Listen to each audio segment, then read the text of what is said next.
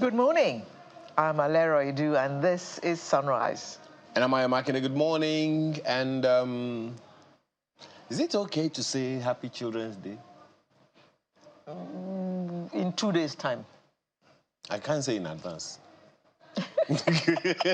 but you can say in arrears. Yeah?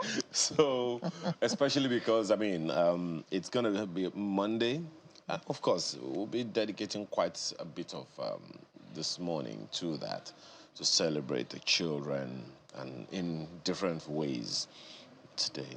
But maybe forgive me for starting on a rather sour note today, Alero. I just got information that if you are heading towards Ibafo, we understand that there is an inferno on that highway outward Lagos. I mean, if you're going towards Ijebu, Abeokuta, Ibadan, and you're caught up in a standstill. Did you say Ibafo? Yeah. I just said Ibafo. Okay. So that's where we understand that the traffic gridlock starts from, and it's because of an NNPC gas station at Ibafo, which the firefighters are supposedly still battling right now. Of course, we'll give you more details on the station as the day unfolds. So if you are caught in a traffic gridlock in that regard, that is why you are... The reason. Yeah. You mentioned NMPC there, and it brought to mind something that we heard in the course of the week when my thoughts were, government don't begin again. They have given us another deadline for Port Harcourt refinery. This time they say it will start production in July. That's in 2 months. The last we heard, it was going to start in December, only for them to do some kind of ceremony that they said didn't indicate production. When was the last time since when have you been hearing about 4th Mainland Bridge? You know the way we always complete it? Coming soon. Coming soon, no. Soon is soon. We heard about the Lagos Metro Line project in the 80s. In Jaconde's time. And we heard coming soon. It finally came. Even if it takes 20 years, it finally came. It will come. No, and this one took about 40. It came. Okay, all right. So, let's keep hoping. Be peacing your mind. Sorry. Be coming down. Be coming down. Because I don't know.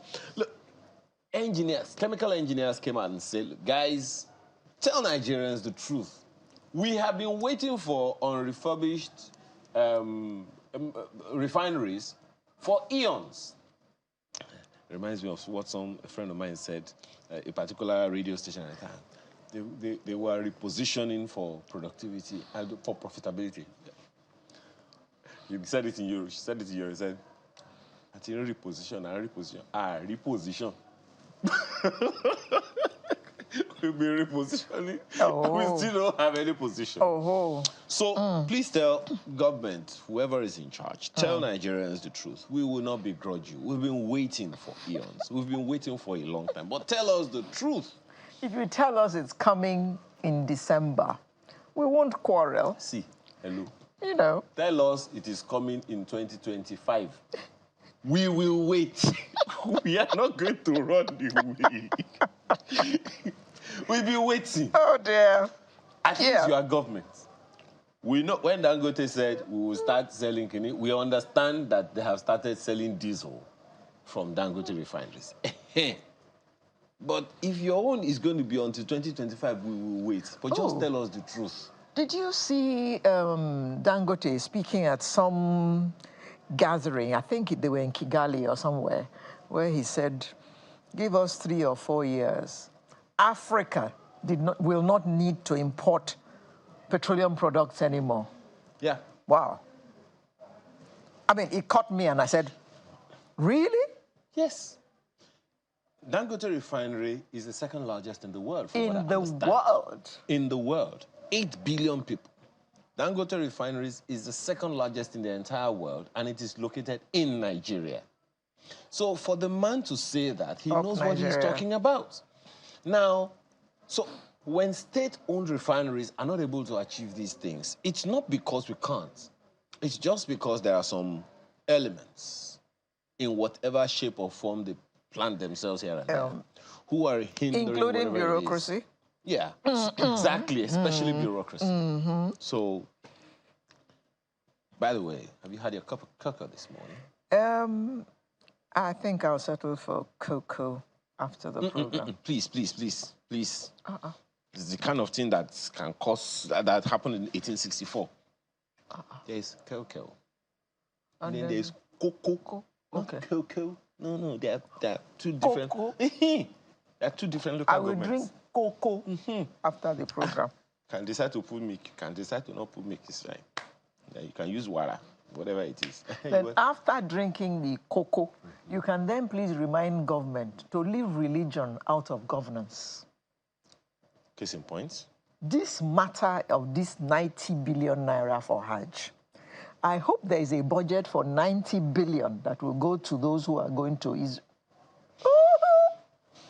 Excuse my French. Is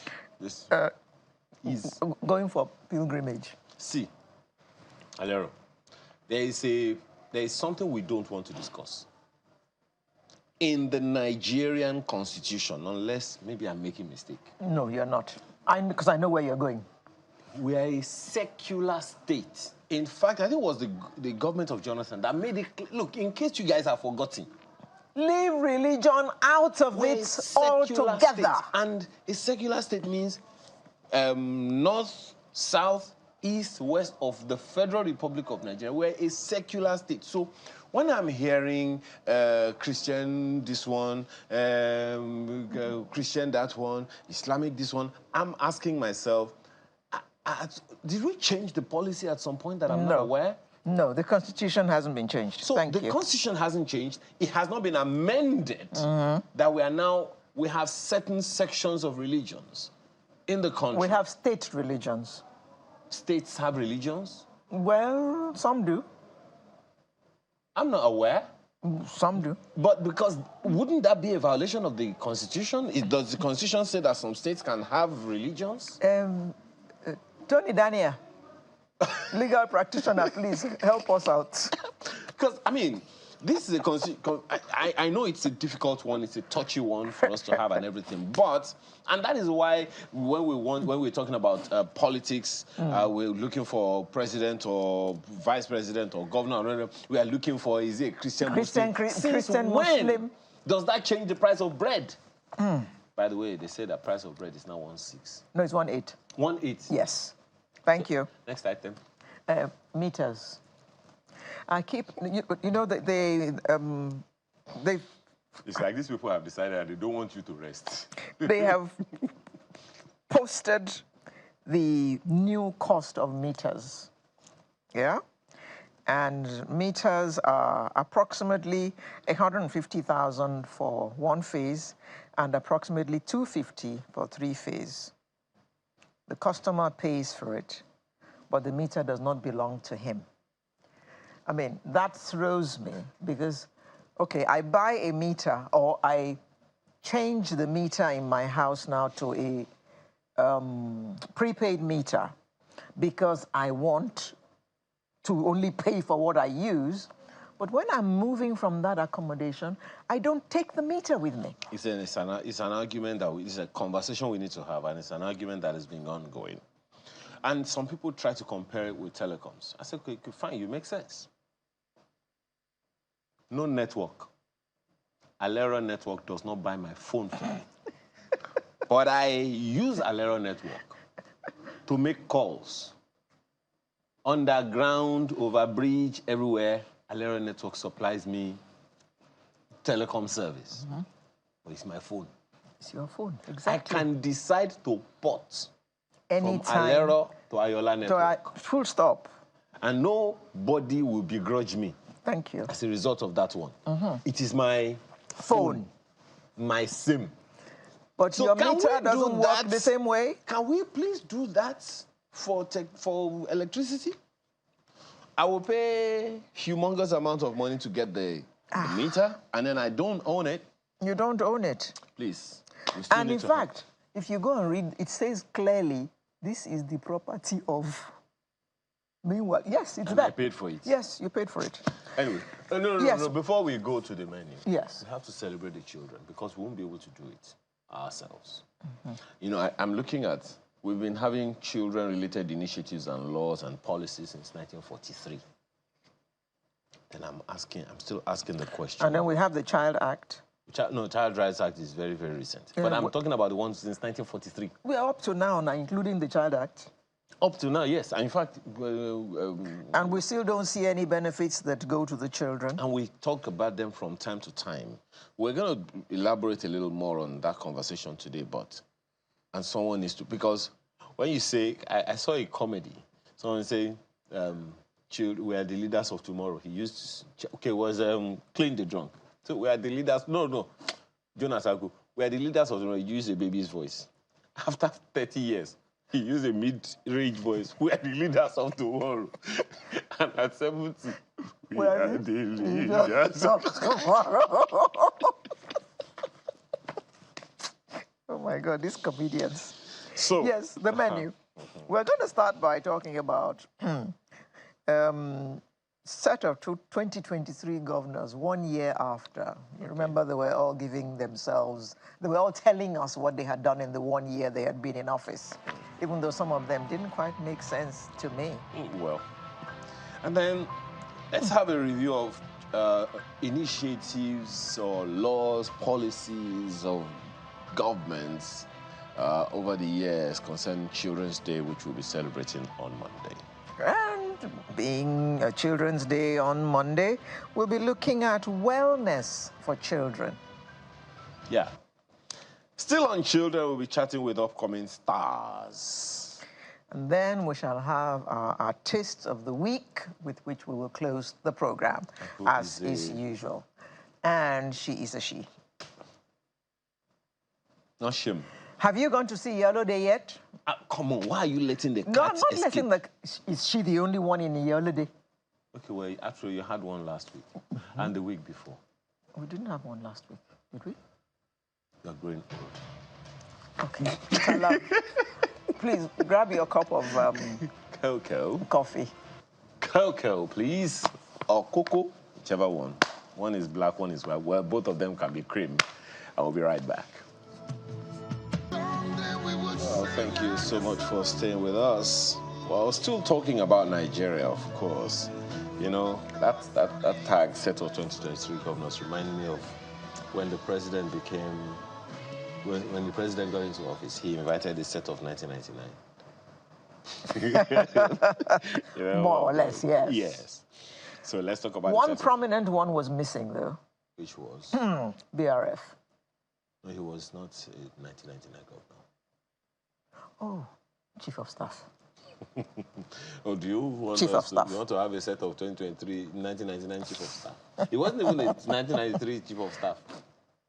That was Lai Mohammed in 1999, sorry. But anyway, that's not the conversation we're having this morning. So more Nigerians are slipping into the poverty bracket, not knowing where the next meal will come from. Most families are heavily dispossessed, distressed, and depressed as a result of the unbearable economic hardships. Now, it has been argued that if state governors are serious about developing their local economies, they can borrow from any functional model in the country, Lagos, Rivers, whichever one, where there's been continuity in terms of transformative leadership from one administration to the next. A Harvard Business School study advised leaders of organizations to always have a vision, foster a buying culture of the people in the organization into that vision, and share success when it is achieved. It means from day one, there's a shared commitment to achieving organizational goals. Would you say the same has been? You know, most of the time when we're talking about governance, we're reviewing government activities. In most cases, we talk about the federal government. But without the state governments, the federal government's issue policies, I'm not sure how effective they would be. Let's have a conversation this morning. Begin with two legal practitioners.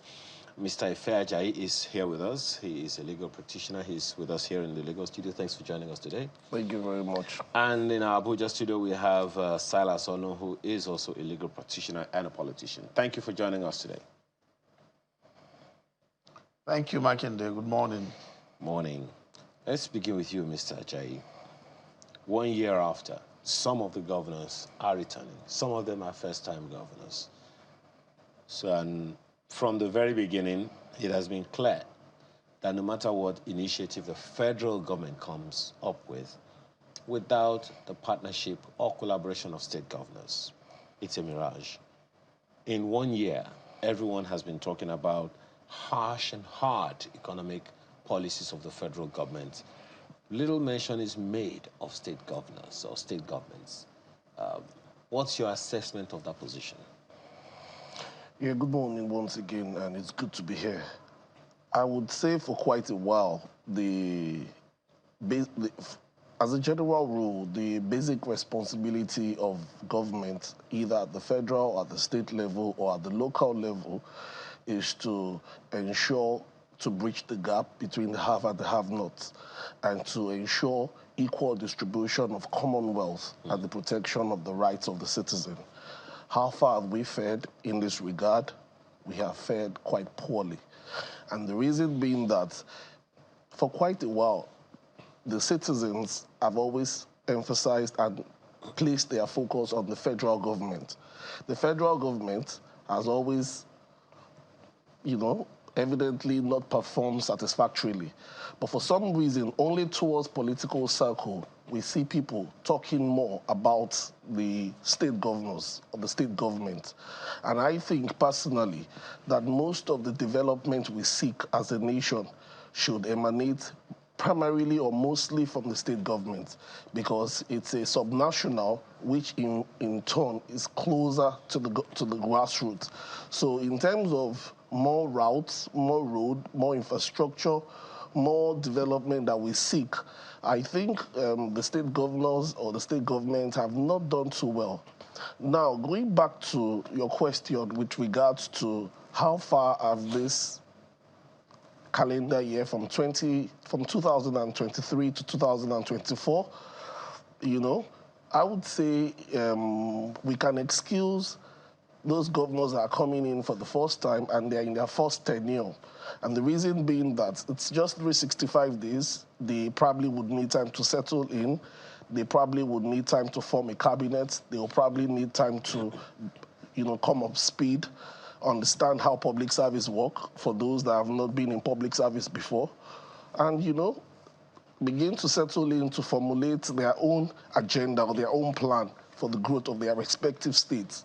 And for those that are running in their second term, I see no excuse why they should not perform or even do better. But I don't know. I mean, let's try to situate it a tad bit, Mr. Ajayi. Very well. You employ a staff.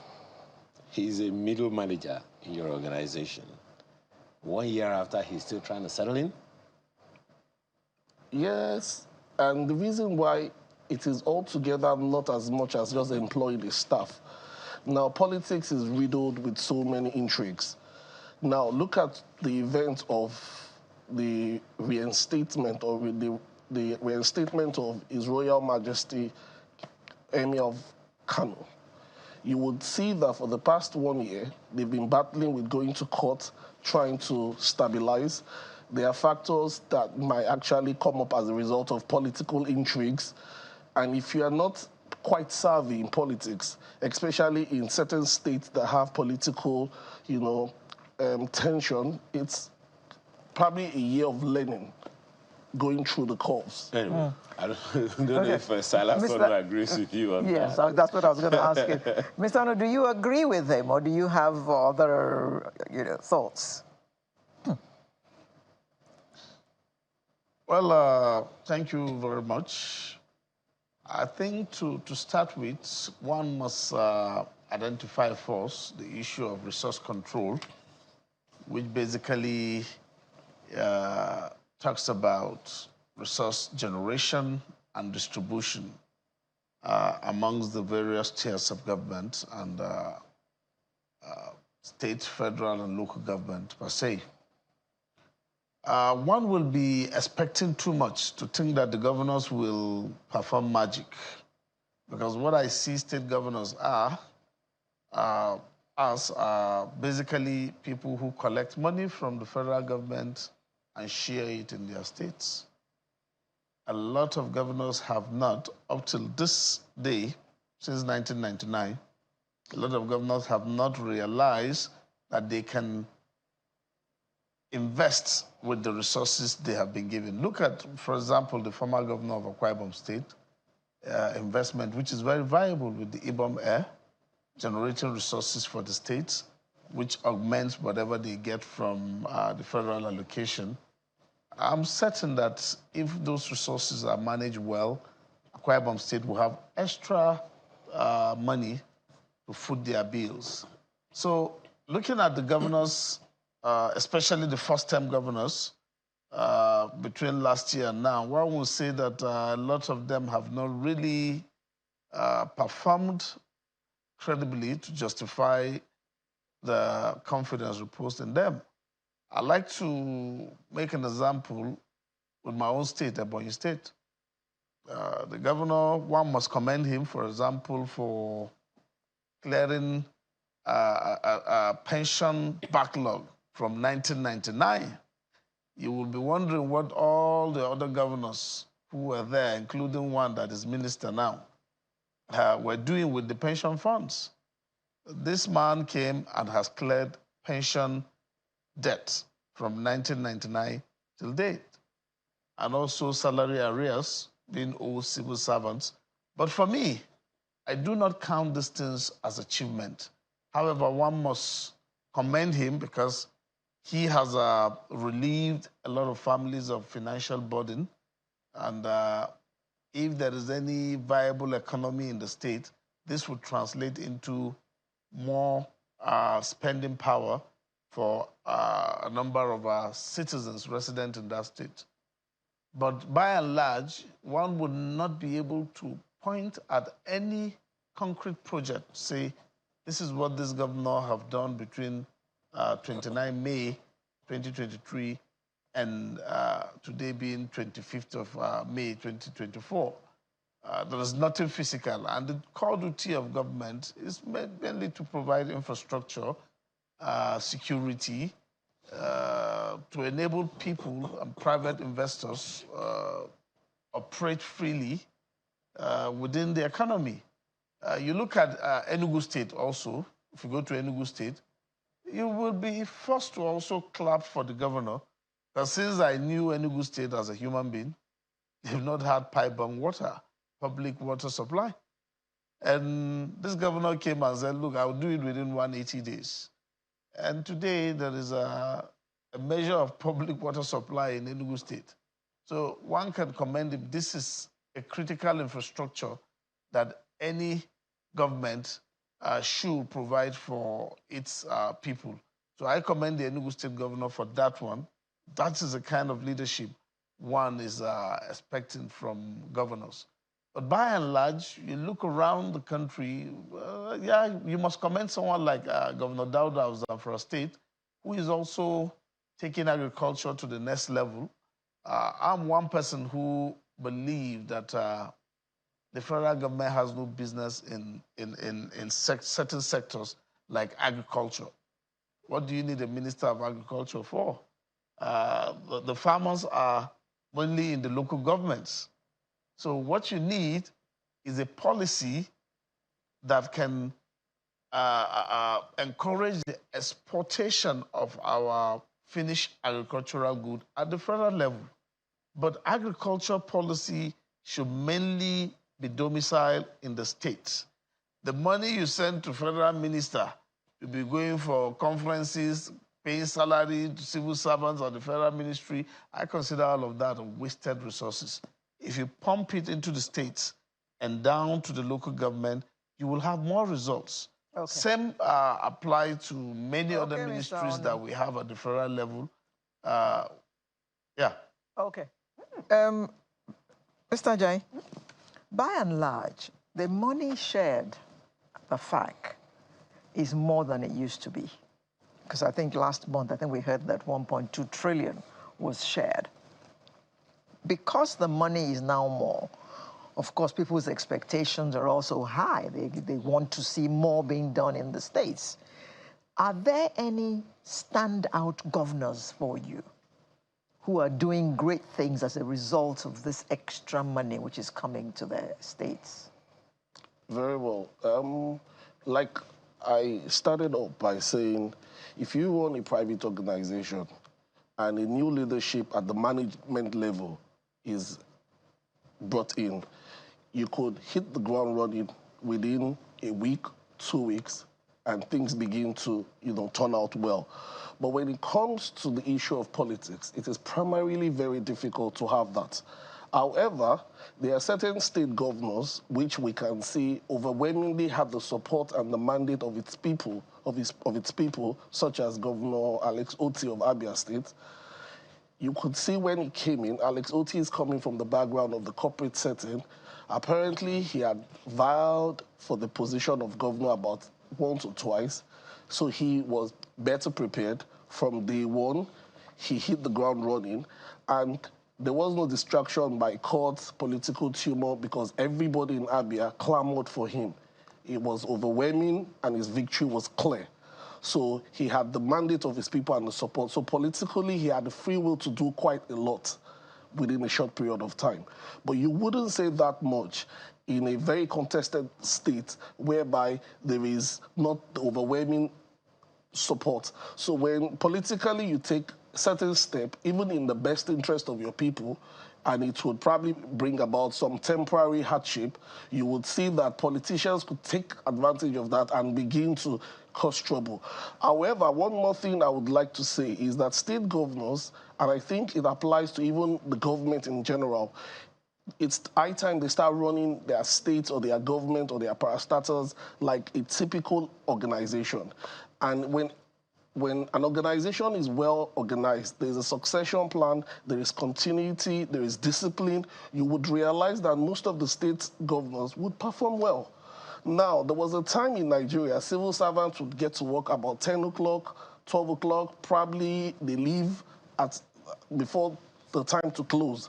However, I think it was during the time of Governor Babatunde Fashola that all this and many more changed. He brought about stringent measures, he brought about performance review, he brought about a couple of things. Now, that is why I started by saying, if these state governors begin to implement this, now, within 6 months after winning, if the victory was contested, you would waste your time battling court issues and being distracted. The next 6 months, you will try to settle in to form your own agenda. In 4 years, what do I seek to achieve? What is my strategic goal in 8 years? What is my tactical plan to achieve those? So I think... I'm sorry, I still go back to what I said earlier. It seems like, I mean, you're trying to make excuses for them. No. Like, okay, they have to battle cases. It comes with the territory. No.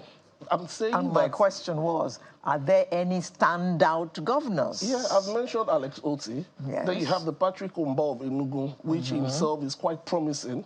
I can't judge by saying because a governor tarred 1 or 2 kilometers of road in his first 1 or 2 6 months. That's an achievement. I wouldn't say his that. job. He has signed that the fact that that's his job.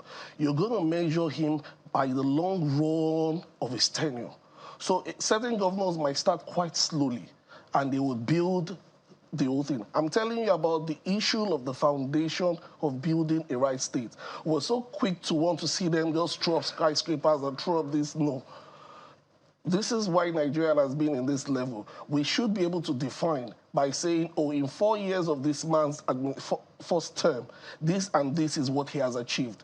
Take a look. Look at someone like Donald Duke. He took advantage of the competitiveness of his state. He didn't have less of oil in Cross River. He came about with Tinapa, came about with Calabar Carnival, took advantage of tourism and all. And he thrived and he excelled.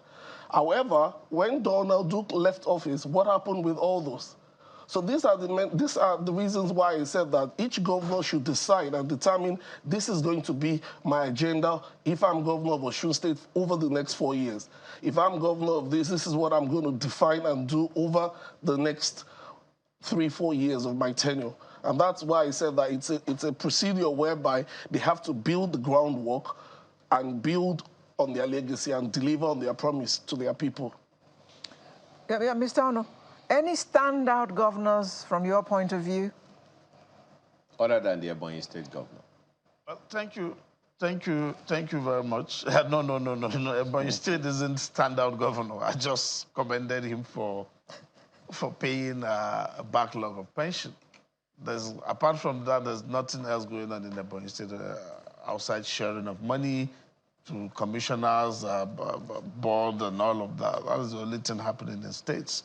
Now, I have started by saying the resource management, generation and distribution is one of the core problems in Nigeria. Many governors and even residents in states do not think that the monthly allocation that goes to governors think that they can ask for accountability. They just feel it comes from federation to the state. It's not our money. So the governors does what they want with the money. If this money was generated from within the state, indigents or residents will have the temerity to ask for accountability. I made an example by saying former governor of Akwa Ibom State established Ibom Air. Now, I am certain that they will have an annual financial statement of what Ibom Air generates and what it spends in its as running cost. So they know what they get from that investment. And nobody will just dip his hand into that resources and steal it.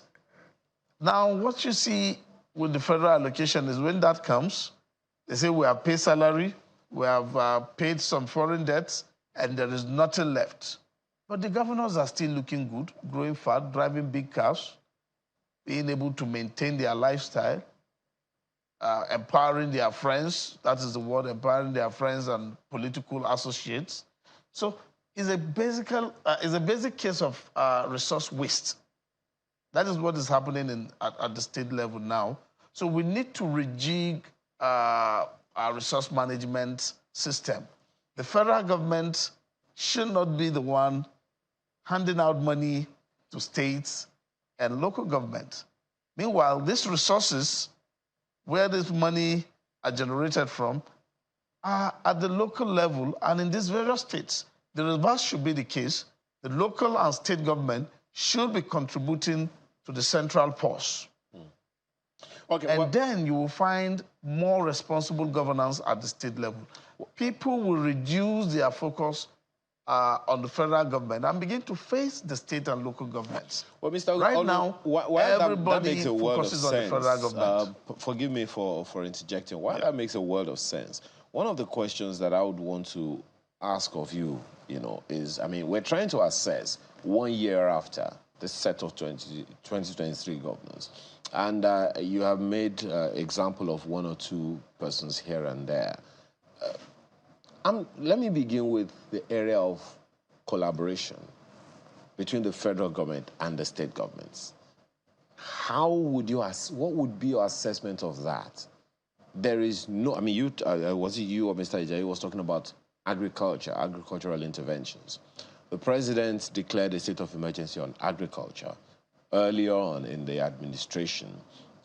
And I don't see how that initiative will go anywhere without collaborating with the states. We also have the example of Lagos in the first 4 years of the governor of Lagos State and in, I think it's Kebbi State, with the Lake Rice initiative that they came up with at some point. How would you say that that kind of initiative has continued? So let's begin with collaboration, because no state can be an island by itself, and the federal government clearly cannot do anything by itself without involving the state government. So what would be your assessment of that, of the governors from that aspect of collaboration with the federal government? Well, I'm happy you limited this collaboration to agriculture. One, it is common sense that it is state governments that issue certificates of occupancy for land allocations, not the federal government. What that tells you is that the lands where these agricultural activities take place are in the states and local governments. So, like I said earlier, the federal government has no business with agriculture. The collaboration between Kebbi and Lagos State is a good example of interstate business collaboration. Lagosians consume a lot of agricultural product that can be sent from Kebbi, and I think they did a collaboration in rice production. That is something to be encouraged. It wasn't between the federal and state government, it was between two state governments. And that can be done amongst or between other state governments in the country. But right now, everybody looks to the federal government for whatever they need. The federal government has no business in agriculture. They can set policies for exporting agricultural products, not for the farming, for exporting what states and local government have produced. If you want to send it out of this country, this is the federal government policy. Now, back to the issue of state governors collaborating with the federal government and all of that. There are collaborations that have been in the worst interest of states. Worst interest of states. I give you one, immediate one in my state. I like to speak about things that I know. My immediate former governor, who is now Minister of Works, constructed an unusable airport in Ebonyi State. Wasted the state resources to build airports. And when he finished it, he said he was collaborating with the federal government, and the federal government have taken over whatever they did. And only one plane landed in that airport. That plane almost skidded off the runway. Now, the new governor came in. The first thing he did was to award contract for rehabilitation of the airport, something that was just constructed. Just wasting public funds in the name of collaborating with the federal government. Well, so I think that governors should concentrate on their core duty, do your job. If you want to collaborate with federal government, it has to be in a way that benefits the states, not benefit individuals in the government. Who should be we taking see the governor of Abia State today. Yeah, one moment, Mr. Crying over airports. Who should be taking the initiative for that collaboration? I mean, as you know, it's not just in the area of agriculture, and it's not just even in the area of aviation. We know that there's this constant communication along the area of the right-of-way for telecom, fiber cables and all of that. We have been talking about, you talked about resource control and all of that. The mineral, the solid minerals ministry has been all around, you know, talking about what states needs to do. The land, just as you said, belongs to the state government. But what is under that land belongs to the federal government. I'm yet to understand exactly how that is supposed to work. And there are several other aspects of our lives like that. Several other aspects of collaboration, without which the people are the ones bearing the brunt of it. Who should be taking the lead in terms of these collaborative initiatives? Well, as a leader at the state level, a governor who knows what he intends to achieve within the limited period he has in a tenure, because it's just 48 months. So whoever needs 6 months to settle in doesn't even know what he is there to do. In 48 months, you're using 6 months to settle in. How many months do you have now to perform? So a governor who knows what he wants should clearly set his agenda and will know where and for what he will seek collaboration with either another state or the federal government. I'll give you an example. There is nothing stopping sets of state governments, for example, Southeast governors, from setting up an electricity generation company. That issue is now in the concurrent list. So governors have no excuse for lack of power in their states anymore. They must not necessarily use state resources to build these infrastructures for generation of power. They can attract private investors to come and invest and distribute within their states. Just like you have the one in Aba by Geometrics. It's a private initiative. And the company will now be in business. They will employ people from that place. And businesses too can thrive. Small businesses can thrive if they have good power supply for their businesses. Now, nothing stops state governments from collaborating. 1, 2, 3, 4, 5, 6 or more states. Look, let's put our resources together, float a company, invite the private sector to come and invest. And then, as a collection of 5 states, we want to generate electricity for our states to increase or to boost our economic activities through small-scale businesses, the small whole farmer, the barber, and all of these people who rely so much on electricity but have to spend so much on fueling generators for their businesses would have gotten some relief and can now expand their businesses and improve the economy. So the initiative basically must emanate from state governments who govern at a semi-grassroots level. And then we must not forget the local government, because that tier of government is the most important, but gradually it is being destroyed in Nigeria. There is no democracy at that level. People who govern at the local government level are basically appointees who are there to collect their monthly allocation and hand over to the state governors. All right. So that level of government is being killed, and it's dangerous for our national development. Okay. Mr. Jai, that was the question I was going to ask you. The local government is the tier that is closest to the people, which should be a very, very busy tier as far as most Nigerians are concerned. Is there enough collaboration between the state level and the local government level, bearing in mind the importance of that level of government being the closest to the people? One of the very challenges Nigeria has in terms of development, growth, and the welfare of the people is the docileness of the local government. And the docileness of the local government harm, I believe, is a deliberate thing, because the governors, a lot of people have clamored that the allocations and monies and funds belonging to the local government should be sent directly to them. But most of these governors, or most of the 36 state governors, would object and have always continuously objected. And one of the grounds for the objection... Isn't there a law that says that their monies should come directly to them? Yes. The implementation of that law and the enforcement of that law is a totally separate thing altogether. They are in cahoots with most of the local government, because most of the chairmen of this local government are sometimes unpicked, and the electoral process are used to install them.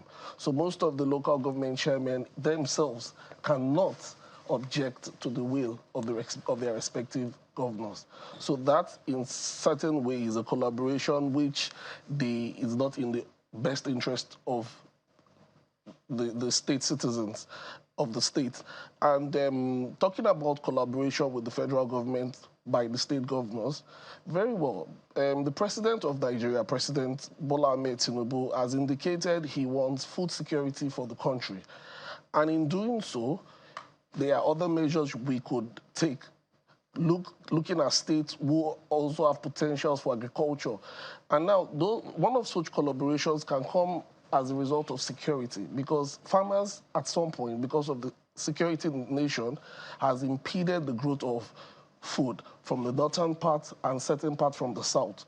So if the state will collaborate with the federal government, there are many ways where they could collaborate in terms of, I provide land as a state governor, we need to ensure that farmers go to farm, they are not kidnapped, they are not abducted, they are not killed.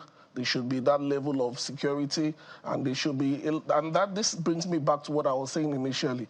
We realize that investing in agriculture has even gone beyond local agricultural people. Now, foreign investors are coming. How do you ensure that agriculture can be upscaled? How do we ensure that access to finance for local people can be encouraged, probably to move their goods, the infrastructure from moving their goods, how quick can it be to the cities? Because most of these agricultural products are perishable goods. So you would realize that the issue of governance is something that has to do with deliberate planning. You need to sit down, you need to map what you want to achieve out, and you need to be deliberate about its execution and its delivery. In the time being, people could have palliative measures by doing things here and there to ameliorate the suffering of the people. But in order to achieve what we all seek, what we all desire, you would realize that any government that actually sits down, any governor that sits down, plans his way, and is deliberate with delivering of its promises to its people will achieve more results than just running around doing things for the sake of doing it. Since you agree with Mr. Ono on that one, because he just also said that, look, any governor that is spending 6 months to settle in doesn't perhaps know what he is talking about. No, this is where you look at it. For you to even engage private sector, sign MOU, ensure things work, liaise with individuals that can bring growth, plus or minus, you'll be taking between 6 months and a year. Because looking at our climate, most of these people that will eject their money, eject their fund, risk themselves, put things at stake, we need certain assurances. So that is why I said that government is deliberate. It is not achieved overnight. But you know, the challenge also with that is that while you make significant point, people are in a hurry. I mean, you don't take that away from people, right? Do you? Because people have been hard done by for so many years, so many decades. Little trust, if any, exists anywhere. So when a governor, for instance, says, I'm still settling in 6 months, 8 months, 12 months down the line, they are wondering, this one doesn't know what he's doing. People want immediate results. Do you begrudge them for that? No, I do not begrudge them. I am not saying, like, for example, I follow Patrick Oba on his social media handles. I'm encouraged by the activities he's driving to Enugu. I'm encouraged by the stakeholders meeting he's having. And I even tell my colleague that if all that this governor is pushing for begins to materialize, in the nearest future, Enugu will be a very good hub to live in. Ditto Alex Oti, and ditto probably someone like Sheyi Makinde as well. And there's a couple of other ones too from the north. But what I'm saying primarily is that when you come into office, for example, Fashola Governor Fashola at some point banned the use of Okada riders in Lagos. And the enforcement of this was tough. People objected. But Governor Fashola was calm enough and humble enough to keep engaging the people, telling us the need, why it was beneficial to the public. So like what you rightly said, 6 months, the public would, the pain and the suffering of inflation and things rising. That's why I said that in the short term, the governors can tell you and say, okay, we're going to ameliorate for bus drivers, take buses free for this week. Probably once every week, we'll pay for it, pending when things begin to stabilize. But the result we seek for has to be plumbed, has to be coordinated for us to achieve it. Mr. Anu, do you, I know you may want to say a thing or two in response to what you've heard Mr. Ajayi talk about, but while you are doing that, also speak to initiatives or, around security, particularly in the northern part of Nigeria. The newspapers from time to time will report one thing or the other, X number of people, hundreds of people actually, who have been kidnapped or some who may have even lost their lives and all of that in the interest, for one reason or the other. So talk to us about that one as well as how federal government policies affect the people living in the states. All right. Thank you very much. Firstly, I'd like to say that it is interesting that it seems like it's only in Nigeria where you have politicians come to campaign for public offices without plans. And people don't know what to expect from those they elected until they get into office, and then they begin to plan. anyone who wants to vie for a public office should know exactly what he's bringing on the table. Should make promises to the electorate that this is what to expect when I come on board. And should be able to hit the ground running. If you're running for governor, from day one, if you're running for governor, you must have your team working on the areas of interest for you. Making research, like Governor of Enugu State did in the issue of water, public water supply. He knew the problem. Everyone knew the problem. And within the first 5 months, he said, within 180 days, I'll make sure there's public water supply in Enugu. And once he came, he focused on it. He didn't need to settle it. And he focused on it, and he delivered on that promise. That is governance. You go to other countries like the United States, everybody knows what to expect if Trump becomes president today. Everybody knows what to expect. Everybody knows what to expect if Biden continues in office, because they have clear policy objectives when they come into power, what they want to achieve. We don't have that here. We go to campaign and you just hear people shouting, APC change or renewed hope, PDP power and all of that. No, nobody makes any promise to you. So the politics has to change for us to also make progress. So going to the issue of security, I don't really like talking much on security in Nigeria because it has become a business. That's just the truth. It has become a business. It's unthinkable to imagine, just to imagine that a band of bandits or kidnappers now use buses to truck their victims to a hideout, as if we don't have security in the country. Use buses to truck their victims. So you come to kidnap people, you come in a van or a vehicle and you succeed, you drive away. Do they fly with the buses? Where do they follow? Do they drive on trees? They follow tracks, they follow roads. They don't swim with the buses, they drive them. So why can't security follow them? So it is business. I don't really, in Nigeria, just pray not to be the victim today. Just pray not to be the victim.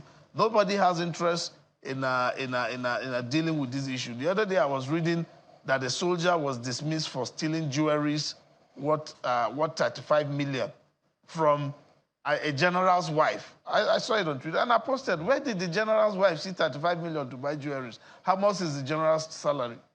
So this military, police and all of them, they are making so much money from this insecurity. And because it is business, they don't want it to end.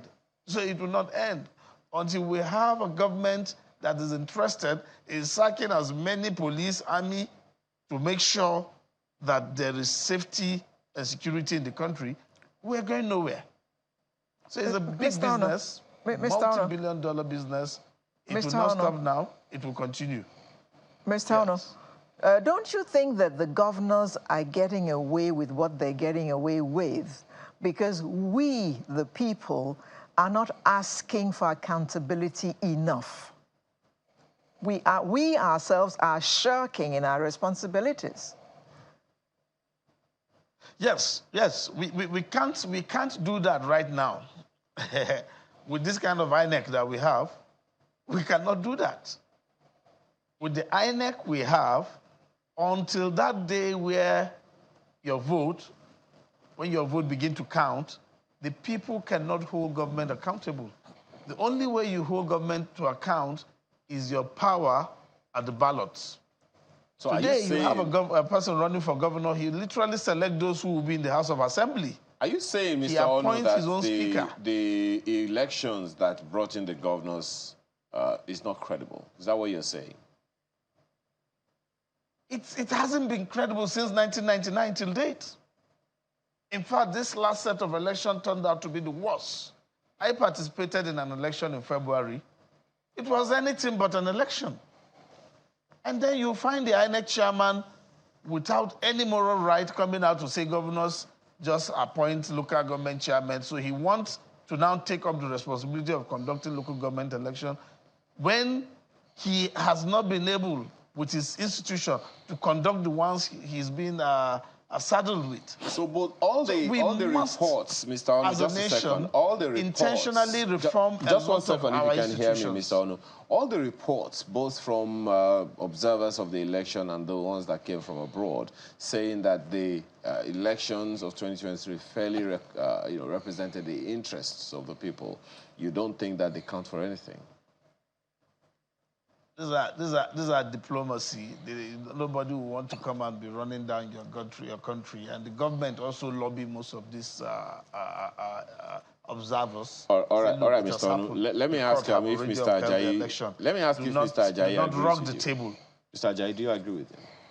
That the election... Credibility of the elections, because that is the basis upon which the governors are in office. Looking at an overview of the election, doing a post-mortem analysis of the election, I would honestly say we could do far better. I would honestly say it is not one of the worst, because I'm old enough to understand when elections were conducted, certain time in 2003, and whereby ballots, even till 7, 8 p.m., people are still thumb printing and all sorts. I would say there's a whole lot to be learned, and we can always do far better. However, that brought me back to my first point by saying the political stability of a state determines how quick its growth can even be. Now, if you're a governor, you have to, like, one of the reasons why I used Alex Otti as a pivot analysis was he overwhelmingly won the majority of the mandate. It was undisputable. Even with all forms of acrimony and gimmicks, he won, and the people held that he won. Now, even the civil servants, the public servants, everybody wanted him to win. So you could see why everybody would want him to succeed.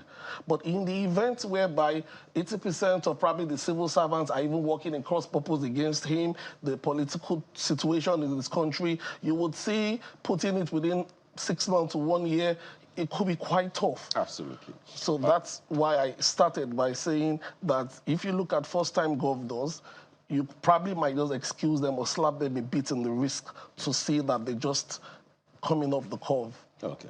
Well, so, Mr. Onu, your last words on this conversation and what we should be expecting from the governors on May 29. Well, thank you. Just to say something about Alex Otti and his election. If not for a God-fearing returning officer, I am certain that Alex Otti will not be governor today.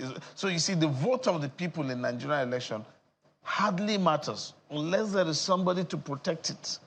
Now, he was just lucky that the returning officer was someone with principle, with some fear of God, and refused to change the figures. He would have been done in. He would have just been in court wasting his time. And then at the end of the day, he will begin to plan for another election. So all I need to say is that for Nigeria to make progress, for us to be able to hold our leaders accountable, we must, as a nation, on purpose, not by some kind of default, on purpose, begin to unbundle institutions like INEC and begin to make them functional and accountable. If an election is rigged, somebody should go to jail for it. I ran an election, and I knew what the resident electoral commissioner was doing before the election. And I reported to the national chairman, and up to today, there's been no response to my letter. All right. So it's just basically, just go and do anything. Just go through the process. Try and rig yourself. I'm telling you that during that election, security agents were telling me to bring my own thugs to rig. That I called them and said, look, they are rigging elections. Security people. Well, I guess it's part of it's part of the analysis. It's part of the understanding that we need to have. Now it's go and bring your thugs to also change. So now we have that position, and we're just hoping that maybe over time we'll be able to do the right things among ourselves. Because at the end of the day, whether elections or not, whoever finds himself or herself in office, it's all about the people. We have to thank you, gentlemen, for your conversation with us this morning.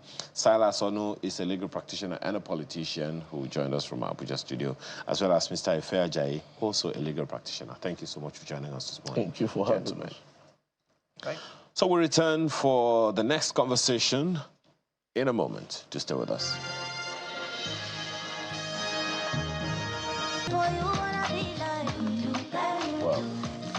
Don't worry, Well, she's busy singing for... She's singing Dudu Kemi. Ayanfe, Ayanfe. Yes, Monday, as we said at the beginning of this program, is Children's Day. And it is only apt for us to talk about children in today's program. It is reported that approximately 5.9 million Nigerian children are currently facing severe food and nutrition crisis, the highest number recorded globally. You know that emoji that does this? Well, that's me right now. Why is ours the highest number globally? About 15 million are child workers in the country, and yet another report says Nigeria is ranked third highest in number of child brides in the world. Another emoji. The United Nations demands every country to ensure that children have access to health care and education as basic rights. You know, all these United Nations protocols, we are always signatories to them. We come home and say that we have domesticated them, but have we really done that? When you look at these things critically, you don't see any evidence that these things have been domesticated and that anything is being done about them. How can we have the third highest number of child brides in the world? How can we have more than 10 million children out of school?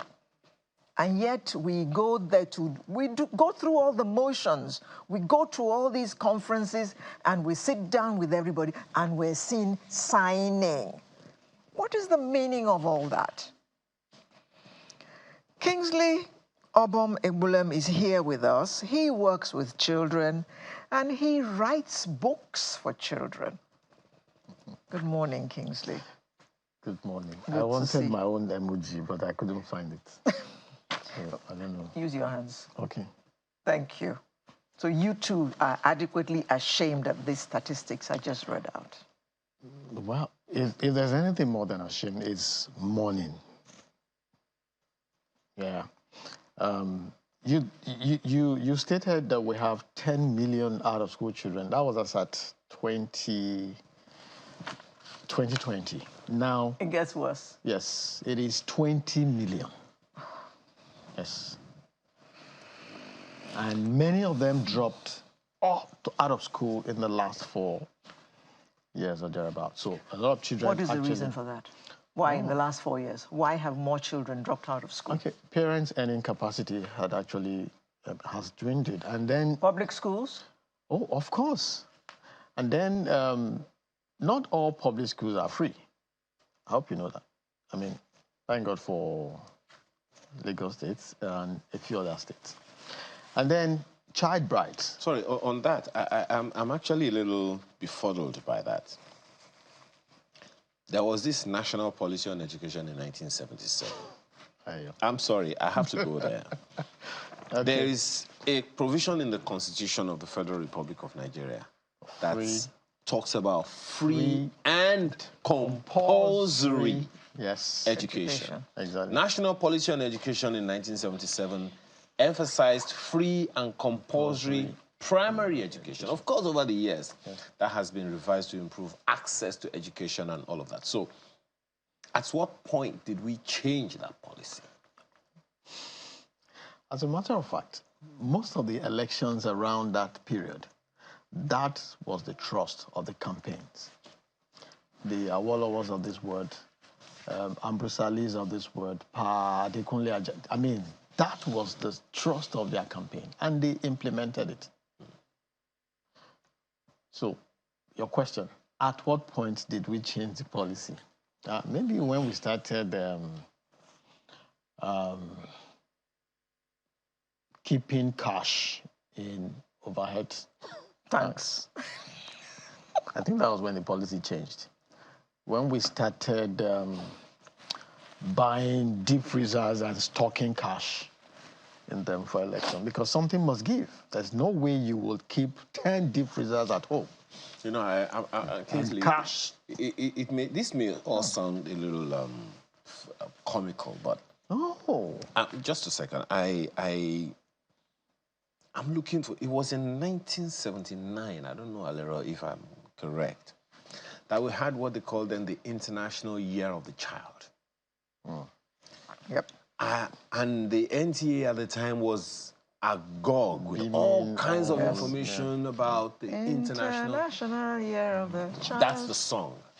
And it was with the hope of giving attention to children and all initiatives around them. Research tells us that the first initiative, I still have it open somewhere here, that the first initiative, law actually, over the past 50 years in Nigeria, the first of it was pre-independence in Nigeria, Children and Young Persons Act. Which was supposed to be the foundation for the Child Rights Act. Child Rights Act and several others in the country like that. So what exactly would you say is the problem with all of these initiatives? Like every other thing in Nigeria, you know, at some point when people's expectation gets to the survival level, the things that should matter stops being important. You just want to survive. Now we've been getting poorer and poorer by the years, and so we're at the point now where, for instance, education. You hear things like education has come. Yeah. When you hear slogans like that, it means that we've been so reduced to that minimum where let me just survive. Keep this thing first. When I survive, I can now decide. And you see, our path to development is not connected visibly to the gains from education. And I can tell you for free. When you see people touting all the importance of, I mean, not really importance, but when people make money through the creative industry, and then they come on social media and flaunt those wealth. One of the things it does is that it gives you the impression that just sing. Once you sing and it blows, forget. So we've not been able to connect education and development and human development index. I was reading, you know, I and I were having a conversation this morning before, and he sent me one thing that shocked me. I was really surprised that we have too many laws, so many laws. Like I said, we've signed so many laws that are directed towards developing the Nigerian child. But you see, all of them are rehashed. We just take one law and develop another one, come up with another one. They are all saying the same thing. Let's imagine that they are saying the same thing. Yes. Kingsley. But there are no indicators for measuring how much you've implemented these laws, apart from routine immunization. That is, and the reason is that is because it is driven largely by donor agencies.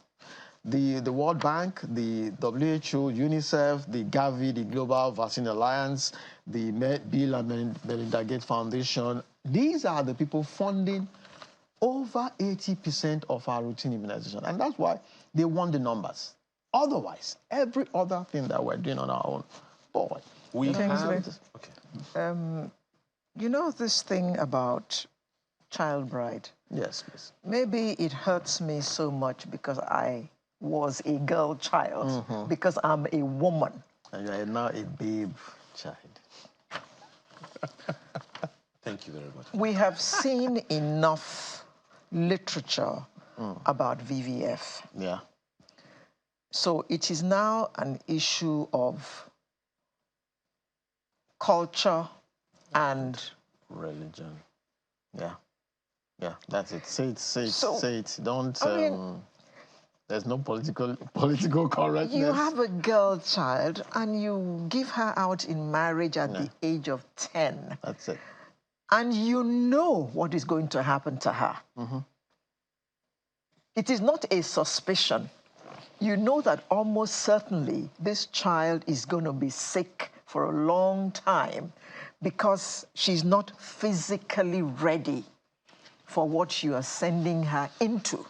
Can I shock you further? You know, the child bride, the statistics about 5 point something million, right? Now, do you know the number of maternal, quote unquote? It's actually supposed to be child mortality, because a 10, 11, 12-year-old who gets married and Gets pregnant. And dies, that's not maternal mortality. That's child mortality. Yes. Infant. Well, not she's infant, not an but infant, child. actually, but that's child. So No, this is, it's not funny at all. you see the It's figures not funny. now. So the VVF thing is actually not as gory as the number of these girls that die. Trying to give birth. Yes. So if you have And five, parents are still not getting wise. Sure. And that's another, you see, the child bride thing is a two-pronged social malaise. One, For money. there is the economics of it. So for a man who is, let's say one Alhaji Nuru, he's poor, but he has 4 girls. That is his path out of poverty, yes. Yeah. So when they are 10, you will do a lot of advocacy for Nuru not to give those kids away. But isn't Nuru shown those videos of children with VVF? Is he not seeing other people's children who are dying? The second prong, which is those girls are virgins. It's better they are married off while they are still chaste. So his mindset is already beclouded by these two factors that you cannot logically explain away. The man is battling poverty, which stares him in the face every day. So as long as these girls are managing to go to primary school, once they are 10, there's somebody waiting to take them away from him. That's the religious side. And then he's giving money. But Kingsley, we have, I'm sorry, I may be sounding idealistic, Yes. but it is the reason we have systems. We have laws. These people are also voted into power. If we didn't want to embrace, quote unquote, Western culture, then we should abandon Western democracy. But we have embraced Western democracy. We do not sit. Have we? One way or the other we have, because we vote. Do we vote for monarchs? Do we vote for pastors and imams? We don't vote for those ones. So the point that I'm making is this. Now that since we have agreed that we want to embrace all of that, what holds us back? We have had the Child Rights Act since 2003, and I know that there's been quite a number of other laws after that. There is the Universal Basic Education Law. There is the National Health Policy. There's National Policy on Child Labor, National Gender Policy 2006, and all of these things are there, which ordinarily should take us away from what you have just painted. Yeah. We have legislators in the National Assembly, 2 chambers, bicameral legislature in the National Assembly, with people from the north, south, east, and west, all 36 state governments, 36 states of the country. We have members of the state houses of assembly. 36 of them. 36 of them, who expectedly should know what obtains in the world and consequently help their people to upgrade as well mentally and emotionally and psychologically so that their children are not found in the situation that we are painting here. But can I help you land? enter culture. So we have 2 major crises that I don't know who is going to help us. One of them, your last one of your last guests alluded to it.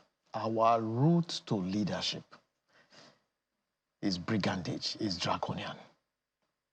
It doesn't throw up the best of us. Are you not worried that we live in a country where your lives cannot emerge as a political leader? Does that not bother you?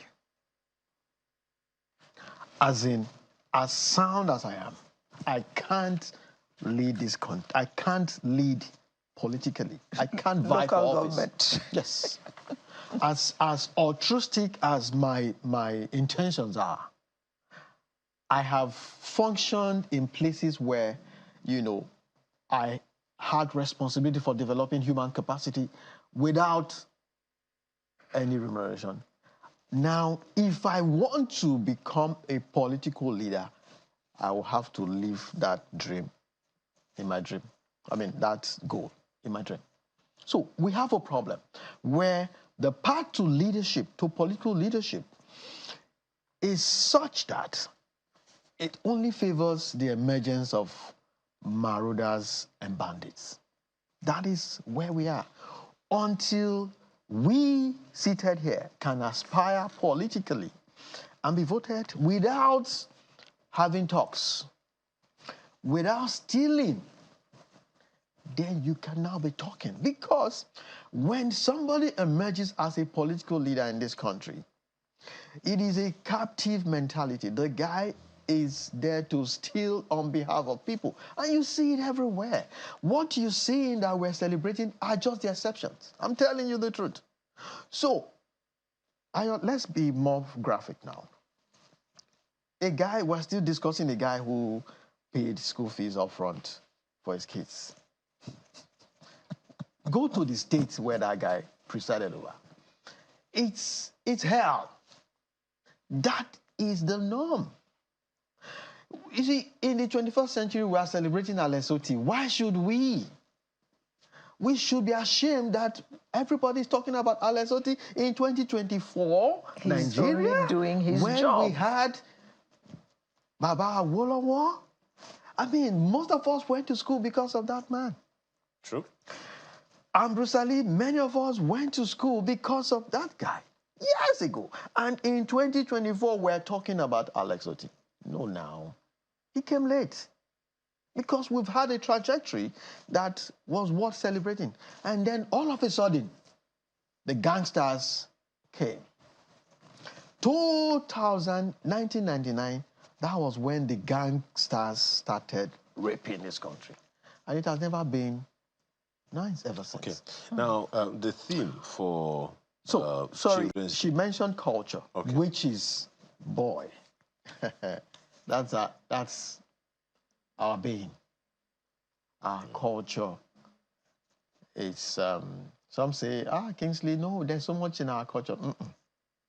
What is in our culture that we should be celebrating is not connected to Human Development Index. No. It is just the socio-cultural side that, the glamour.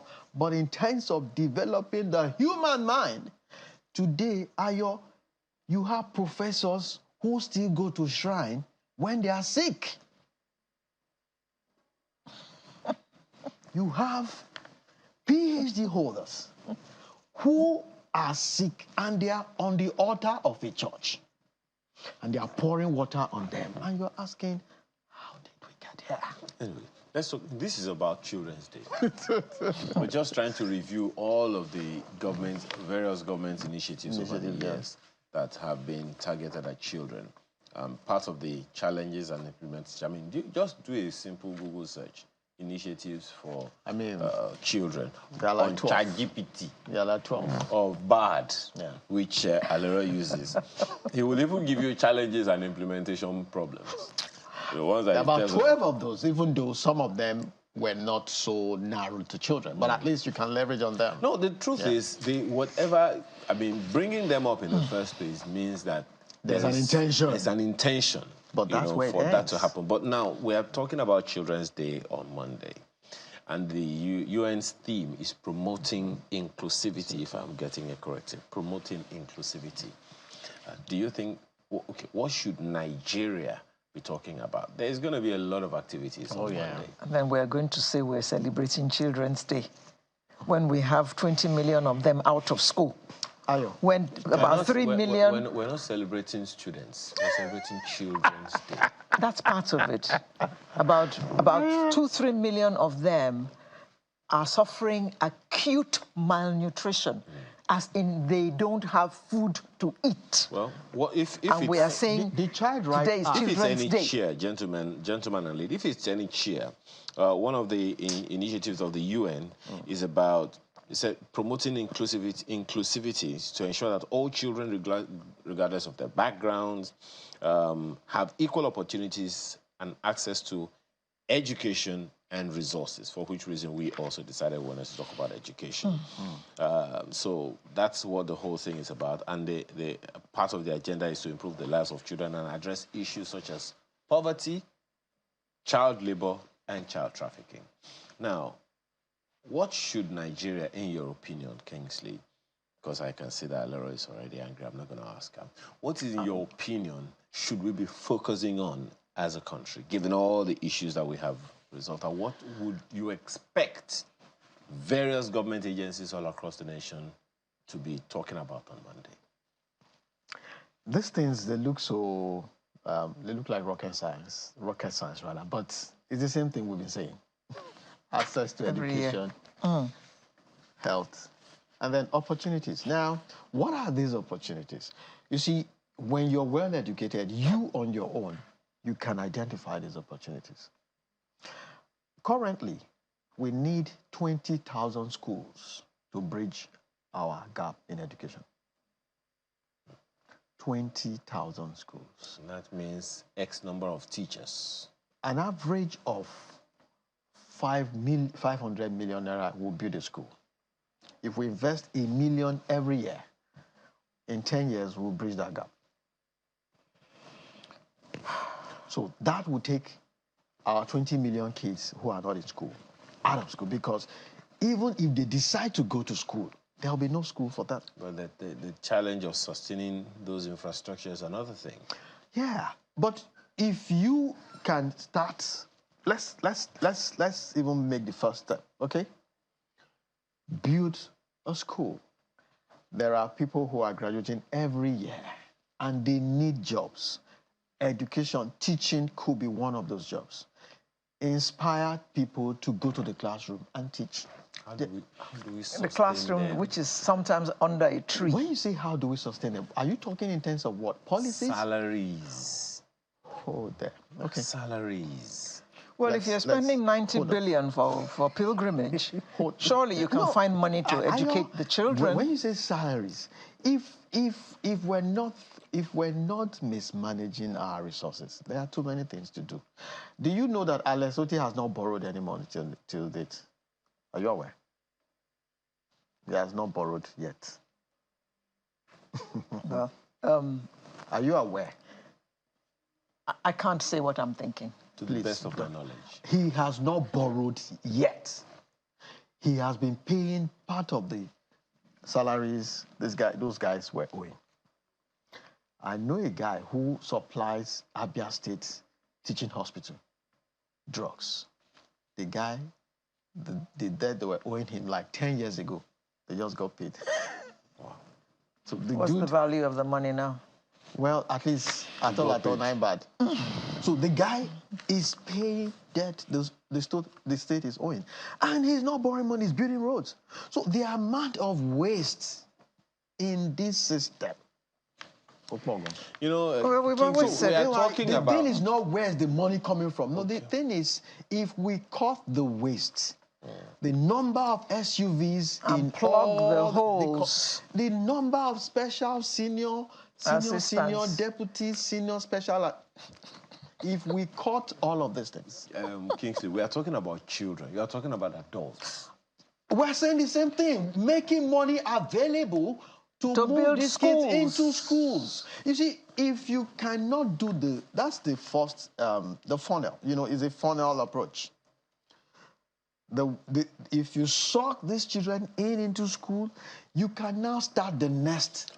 How about the responsibility of parents? Hold on. I know that we have less than a minute. Hold on. The responsibility of parents is to partner with government to achieve this goal for the children. Now, if parents decide to give birth to children they cannot cater for, now, and there are many such. yes, if you make quality education affordable, you have solved half of the problem of that parent. So you don't have to be looking for one British curriculum, American, German, and somebody said Afghanistan curriculum, where you take your child to. You know why? Because that problem has been reduced for you. So even if you are an irresponsible parent, quote and unquote, you can't send your kids to an Ivy League school. The fact that there is quality education that is affordable, you can rescue those children from poverty. Absolutely. I think that's a good place to leave it. Well, So that is the entry point. If we solve that entry point where children can, you know, these JAMB results that we're all seeing and we are screaming, they are all private school results. Until our public schools can turn those results, then we're making progress. as in, until we go back to where we were before. Yes, education. Because how many private schools were there at the time that I went to school? Were there private schools? There were none. None. So that is the catchment. Once we solve that basic education, indeed, you're getting kids. Universal basic education. Is it basic indeed? Free and qualitative and compulsory education So I've answered your for question. all Nigerian children. If our That kids- is what the law says. So what happened? At what point did we drop the ball? And why is it that we are not paying attention to the fact that we have dropped the ball to a point where about 20 million children are out of school in Nigeria? That is an embarrassing stat, and we should all be thoroughly ashamed of it. The children are our future. We can't afford not to pay attention to them. Otherwise, very soon we won't even have a country. Nigerians, let us wake up and pay attention to our children. Thank you very much, Kingsley Obom Ebulem, for coming to give us this, for coming to try to reset our brains, as they say in Nigeria. I think our brain don't reset hearing all these stats and all the things that you had to say. It's crazy. Thank you very much for coming. Thank you so much for having me. Well, you're not a child, but happy Children's Day on Oh, Monday. we are all shy. And you children We out are there, all I'm even shites. too embarrassed to say Happy Children's Day to you. He's not, he's a child. Sunrise will be right back. You know, we're talking about Children's Day on Monday, and we hardly, you know, one of the things, Alera, that gets to me about these issues, we rarely talk about children. Well, our lives, news, everything we do most of the time is always about the adults. Yeah, but there are children's programs that talk to and about children. Oh, really? Like which one, please? Well, I don't watch children's programs, so I don't know. But when I was growing up, we had children's programs. Look, how many young adults today remember their Sesame Street? How many? We still remember our Tom and Jerry. Exactly. We still remember our Tom and Jerry. We still remember our Sesame Street. Well, the children remember Sesame Street. They still remember Ninja Turtles. Okay, well, some of them do, and then when they grow up, what do they remember? Ninja Turtles. But, I mean, so generally, we just want to focus on children today as much as we can. Because even when we talk about wellness, talk about keeping fit, it's all about the mummies and daddies. Because children don't need exercise to keep fit. They are always exercise naturally all the time. So you don't need to tell them about But then in the rats. name of indulging children, I want to buy you meat pap. What's that? Yeah, whatever it is. You know, want to buy them with pies. And I was funny. And take them to their favorite eatery. Let me make you laugh. The one that is Mr. Kineko. Let me make you laugh, Alera. I went to buy fuel recently. I was queuing, just a short queue, and there was a pizza joint right ahead. I said, and my daughter just said, okay, so sweetheart, when we're done buying fuel, we're gonna get you pizza. I said, sitting in the back seat, Dad, no junk food. Uh-oh. Say, yeah? Well, then, she's the one telling you. I said, not be your fault. It's because you offered. I was thinking to indulge. I don't take pastries. Well, she didn't want to be indulged. Daddy, no junk food. I'm like, My bad. My bad. No vex. Abiel. So this morning, I want to talk about wellness for children. Well-being isn't just for grown-ups, just so you know. Physical, mental, emotional, and social health are all equally important and contribute to our well-being. And most of the time, we talk about this thing for adults. How about children? Let's have that conversation with Ezieha Bolaji-Olojo, who is a certified health coach in terms of mindset and habits. Thank you so much for joining us today. Thank you so much, Mr. Aya. Hello, Lady Alera. It's good to be here. Morning. Lady Alera. Yes. And Mr. Aya, I have to talk about your daughter. She's my wellness champion. Daddy! No junk food. You should have seen her face. Yes. She sat down. Come on. She was recovering. Daddy, no junk food. Love it. I mean, and I didn't think I'd ever know a child who would refuse a pizza. I didn't think so. Well, I'm glad to say I know her. I know, and I'm proud of her. Yes. So, wellness for children, do we take it for granted? I hope we don't, because things are getting really, really bad. And at this point, Lady Alera, They are getting. they're progressing to really worse states at an alarming rate. Why is that? First, I love what you said, how that you didn't expect that a child would reject junk food. What's happening now is we're creating more awareness. It really was a lack of awareness and even ignorance.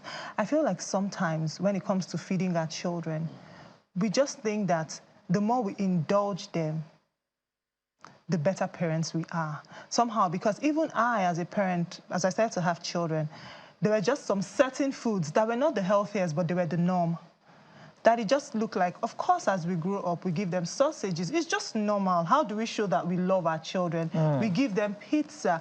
But now there's global awareness. The big bodies are shouting because there's actually a global health crisis that's affecting children. If we don't do something now, the future, and we're talking about it with Mr. Kingsley, the future would really be at stake. So now everybody wants the future to be healthy. So there's all of the awareness that's coming up now. And I think I don't know that many people can claim ignorance now. Yes, we have people in the poorly developed area that don't know yet and are actually suffering from malnutrition. But a lot more people in this area we are now suffering from overnutrition. Uh-oh. Overnutrition. Leading to obesity? Leading to obesity, type 2 diabetes. I didn't even know, I learned recently, yes, type 2 diabetes with children. Children. And type 2 diabetes is diet-induced. It's diet, because the type 1 diabetes could be genetic, but type 2 has to do with the diet. So if you go to the hospitals now, children are presenting with the health conditions that were not available before. Children what age? Children from 2, even young, yes, even younger than 2. I've heard, there's some stories that actually we shouldn't even share now, but I've heard, yes, just because of my practice as a wellness coach, you hear some stories and you are legitimately shocked at what is happening. You were honestly, truly angered when Mr. Kingsley was speaking. There's stories you hear about children. That's a direct impact of what they're eating. And I actually wonder I know that if parents know better, they will do better. So we're making a lot of noise now that we literally have to save our children because the future is not looking good at all. So on the one hand is what I know that you will call junk pandemic. Junk pandemic. On the other hand is that we seem to be turning that, and we rescue them from junk, and we give them another junk. What's that? Technology. So where's the balance? Okay, I love that you said that, because I was going to mention when Lady Alera spoke about children not needing exercise because they exercise all the time. But these days, because of technology. Because of technology. They're sitting down. They're sitting down a lot. And then even in schools... And hanging their necks. Yes, so... There's actually a condition for that, but let's not go there. Where you literally are always We were like always this. outdoors. Yes, we were always playing outdoors. But now, of course, there's even the security issues. How many children know their neighbors when they live in compounds that have neighbors? Because we don't want them playing outside again. In schools these days, sometimes, even recess, they spend it in class. Yes. Really? Yes. Why? I don't know, for whatever reason. It happens. So we look forward to recess, to go out and play, skip rope. We can't wait for the teacher to get out so that we can observe short breaks. Yes, Please. and even when you got home, you would still go out and play in the streets, roll the tires and all that. But children are not having a lot of that these days because of technology. So really, the solution is with the parents. Sometimes we just need a lot more intentionality. Realize, and if we educate ourselves, you see the statistics on what technology is doing to children, reduced lifespan, where they're becoming antisocial because they have a better relationship with the screen than with real people.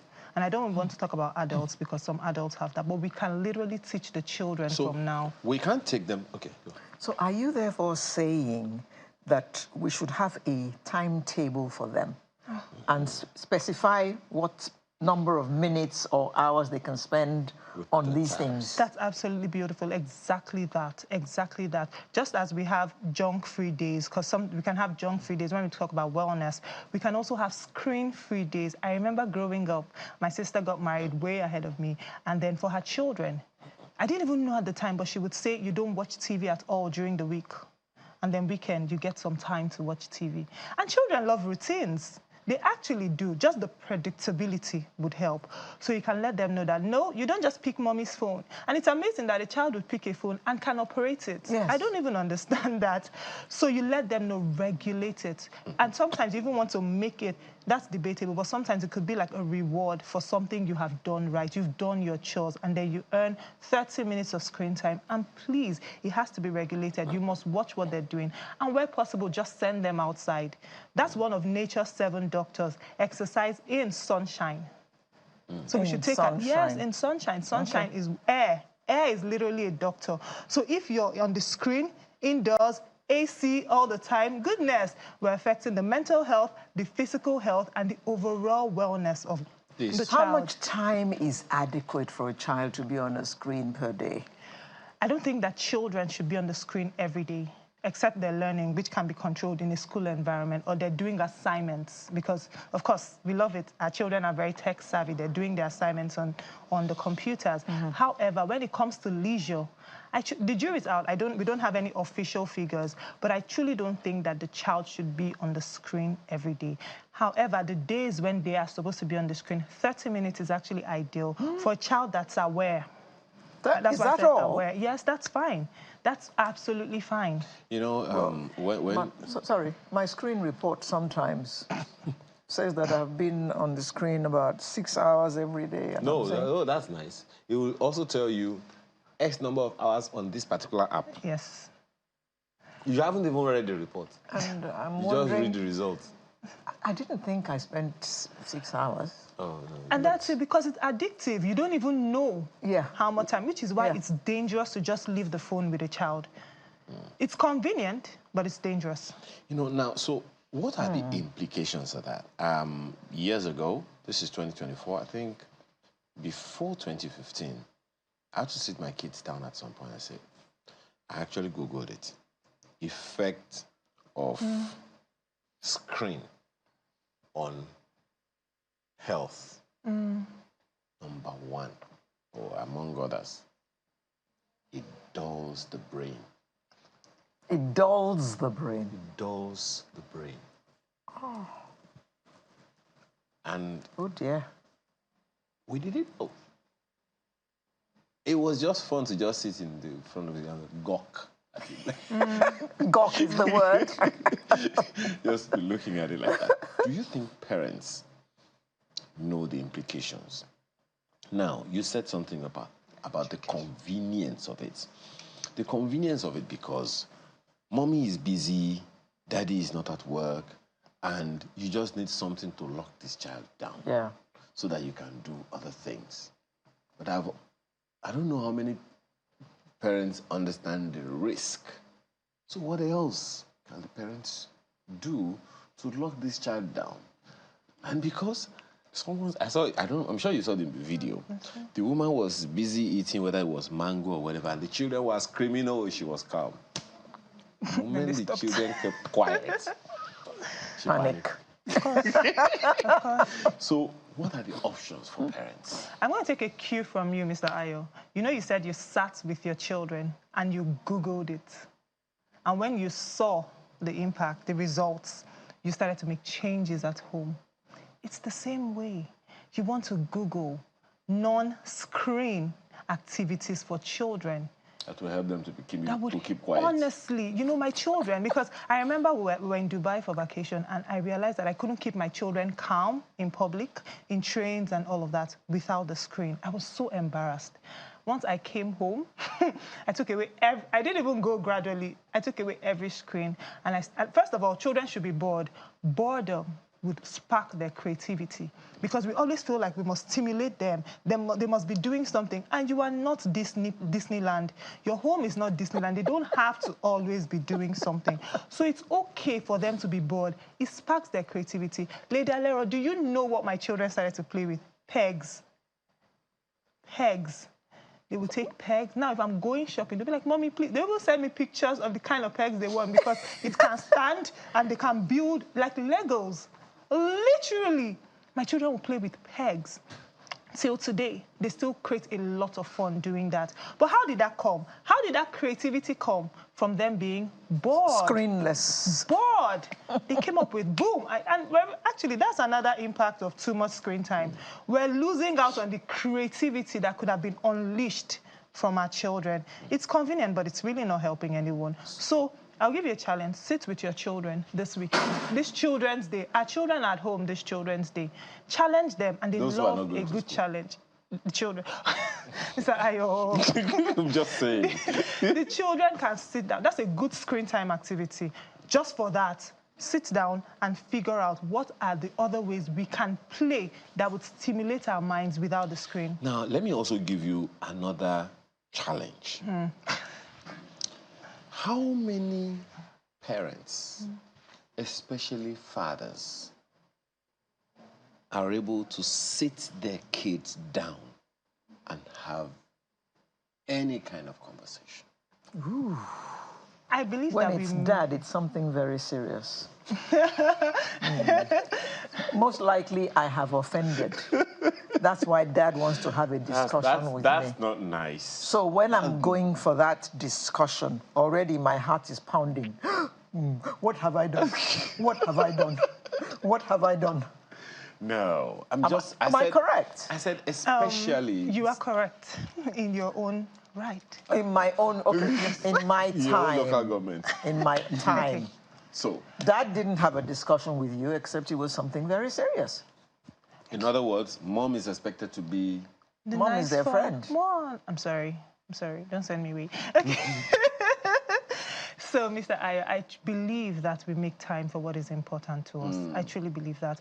Plus, let's even take away, we don't have to spend 2 hours every day with our children. Even that 10-minute activity. So far, it's done consistently. It works. There's something we do at home, and I'm happy to share here. We call it the How Was Your Day Challenge. It doesn't take a long time. We just all sit down, and everybody stands on one fake podium like that. And we're like, how was your day? And the child says, okay, when I woke up, I did this. Then in school today, this one happened. And for them, it's a major highlight of the day. And it probably took us 10, 15 minutes before they go to bed. So we don't need 2 hours. We can't even afford 2 hours, most of us. But if you decide to flip the script and do the easier option, 20 minutes today, even 5 minutes today. And once you start to do that, you desire it more, that somehow time would be created for it, and you're bonding better with your children. And you know today, the society is really crazy. You need, your children need to be on your side. You need to be on your children's side. They need to be your friends before someone out there tells them what they should not hear. Yeah. Let's go back to technology. It's one thing to create the schedule and everything. It's another thing to create safeguards. No. Yes. You see, you said something about children navigating their way around technology. I think it was in the early 2000s, there was this Nokia phone that we bought. It was the mom's phone. No, then in those days there were buttons on the... Yeah. No button. The mother, owner of the phone, was still trying to figure out how to open the phone. No. The child was about 5 years old. Okay, yeah, take. Let's see if you'll be able to do anything with it. And the two mother and father were just driving. Next thing, they were just saying, pling, pling, pling. What? Child was already on the games page, playing the game on the They phone. can always navigate to where the games are. That's amazing. Point I'm trying to make is that parents, they are not natives of technology. They are, what do we call them? They are travelers. Okay. They traveled into technology. The children were born into it. In. How do parents who don't know technology monitor technology among their Those who are the those who are the natives? digital natives? Okay. First of all, you're going to have to learn. It's not rocket science. There's something called parental control. So if, for example, you're giving your child a phone, and of course, you need to be at a certain age and be using it for something really beneficial. If you're giving your child a phone, you can actually see everything that your child is doing on the phone if you have that feature. And it's not rocket science. You can go to someone who is a digital native to teach you to, and then you can monitor what's happening with the child. Also, please, you have to know your children's passwords. When you have to know it. You have to know it so you can check their social media accounts, you can check what's happening. I mean, of course, you want to knock before you enter their room, but you must have access into their rooms so you know what's happening. So if you're able to get this parental control feature, you're able to see what's happening with them. How old is this child whose bedroom door I'm knocking to get in? Just asking. How old, please? I think we should knock once the child gets aware. Yeah, it's just, it's not so much that you're saying, oh, I don't, you still Gets have control. aware, as is in living what aware, age? like 2. Yes, once the child is aware, you want to do that, yes. You're actually modeling something to the child. I'm not going to knock. You're modeling something to the child. You're telling the child, we knock before we enter spaces. We respect privacy. That's Lady Alero. Why are you doing this? That he picking the parents. Yes, from the moment they're aware, you want to teach them, like, hey, you're not, and all that. Yes, but what we're basically saying is parental control. And then we actually have timers that you can put. When she comes into my room, she doesn't know. So you have to teach her, and we do it together. Just trace into, you don't want to sleep in my bed as well. That's wrong. We teach her. We teach her, and then she'll learn. So with parental control, you can actually also put timers that can knock you off after a certain time. Yes, you can learn it. This thing is really... If children can figure it out with a little more effort, we too can figure it out too. Yes. Sleep. Oh, sleep. It's one of nature's 7 doctors too. Sleep. Oh. Yes. One of the... Nature's 7 doctors.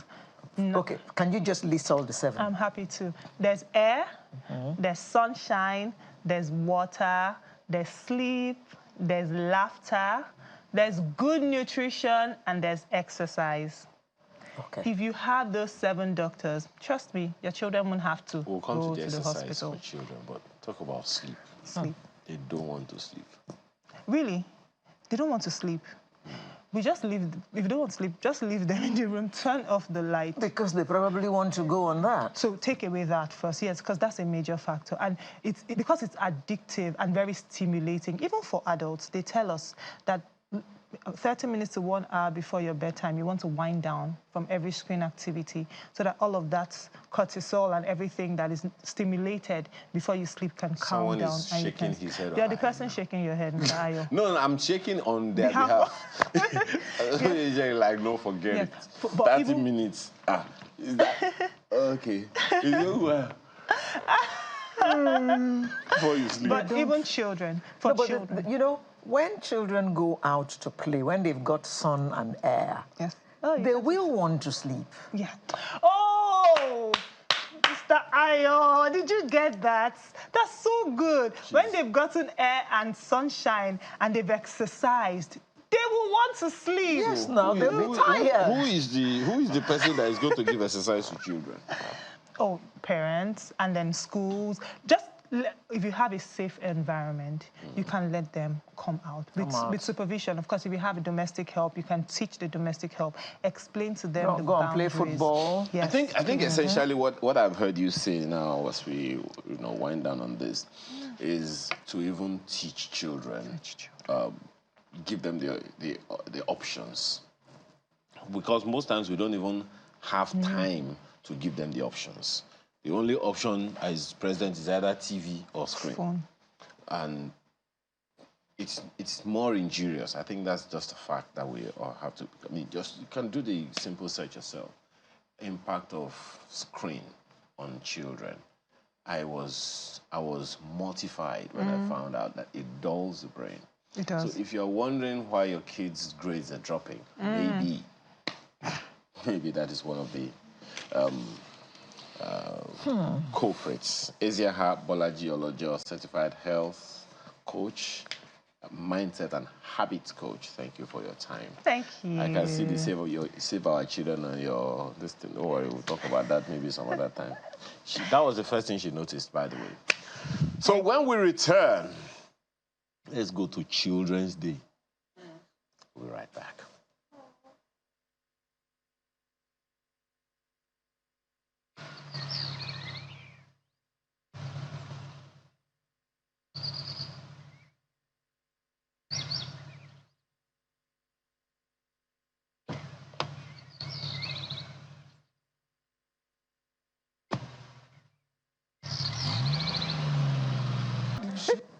All kinds of people.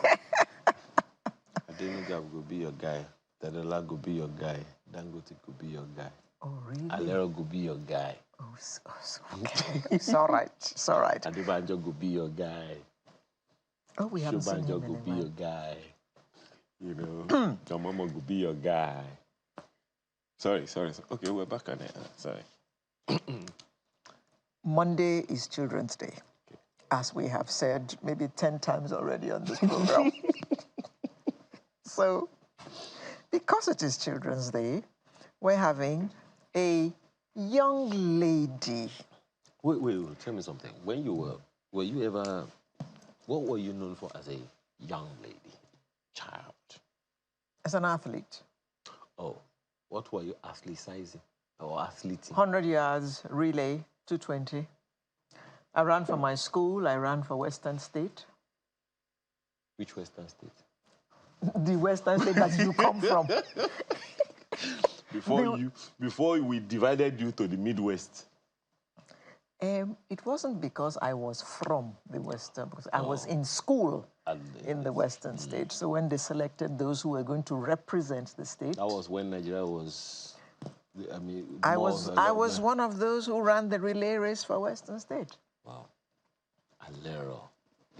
It isn't, is it? Well, you can see the long legs, so... Which one? They're not there for nothing. Which legs? See the whole length of the legs. Let's not even start. What did you use your long legs for?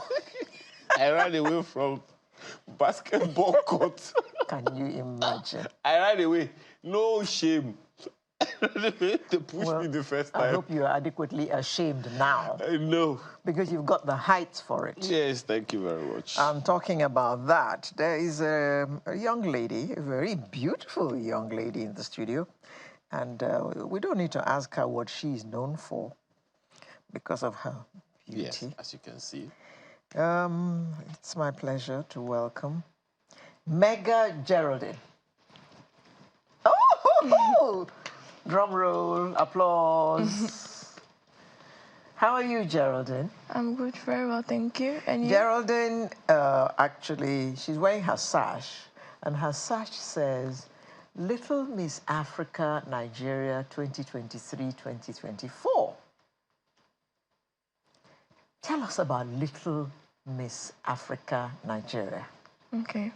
So the Little Miss Africa Nigeria is an organization that helps children like my age, like starting from the age rank 2 to 16, helps them become who they want to be in the future and creates a platform for them to showcase their talents. Okay.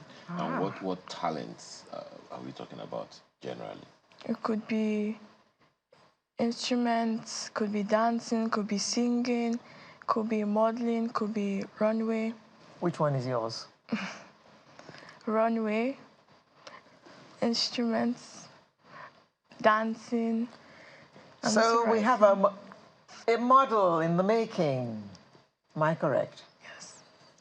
And you dance as well? Yes. What kind of dancing? Please don't tell me ballet.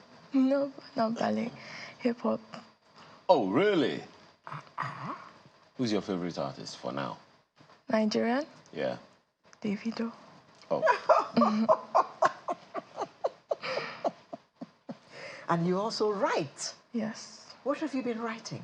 Stories. For children? Yes, entertainment stories. Where do you... Oh, well, it says here that you're also a YouTuber. Yes. So what are you putting on YouTube? Just a day in my life type of vlogs, what I do in a day, sometimes inspirational quotes. So, I'm looking for... When did you start YouTube and vlogs? I started at age 10 with the guidance of my parents, of course. I started at age 10, then I climbed my way up to age 13. Yeah. You've been doing that for 3 years now. Yes. How's it been? Really fun. I just like the fact that I can inspire other people and motivate them so that they can learn other things from me. What kind of feedback do you get about that particular one? Really good feedbacks. Okay. So, you are an instrumentalist as well, a musician. What instrument do you play? I play the piano. You play the way I play. No, I play with both fingers. Oh, you do... Okay. When did you learn that one? I learned it when I was also 10. Ah. Then? Yes. What are you doing at age 10? I don't want to know, Yes, so how did you end up taking part in this beauty pageant? Oh, there was one time I went to a party and a nice lady came up to my mom and she told her that she should put me up for pageant, saying that I'm a very beautiful girl, that I'll make a very good pageant queen. So my mom signed me up and yeah, this is, I think, the path I'm going to take till I grow up. Oh, and really? also, I want to be a pediatrician when I grow up. Pediatrician when you grow up. We'll come to that pediatrician part. I see that you also have 3 other sashes. Yes.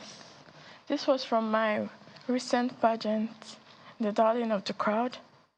Okay. Which crowd was that? The crowd for my pageant.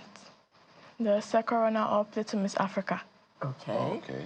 So I got the darling of the crowd, which means that everybody loved the way I perform. Then I have this one from the Little Miss Africa Nigeria pageant. I got the tourism queen.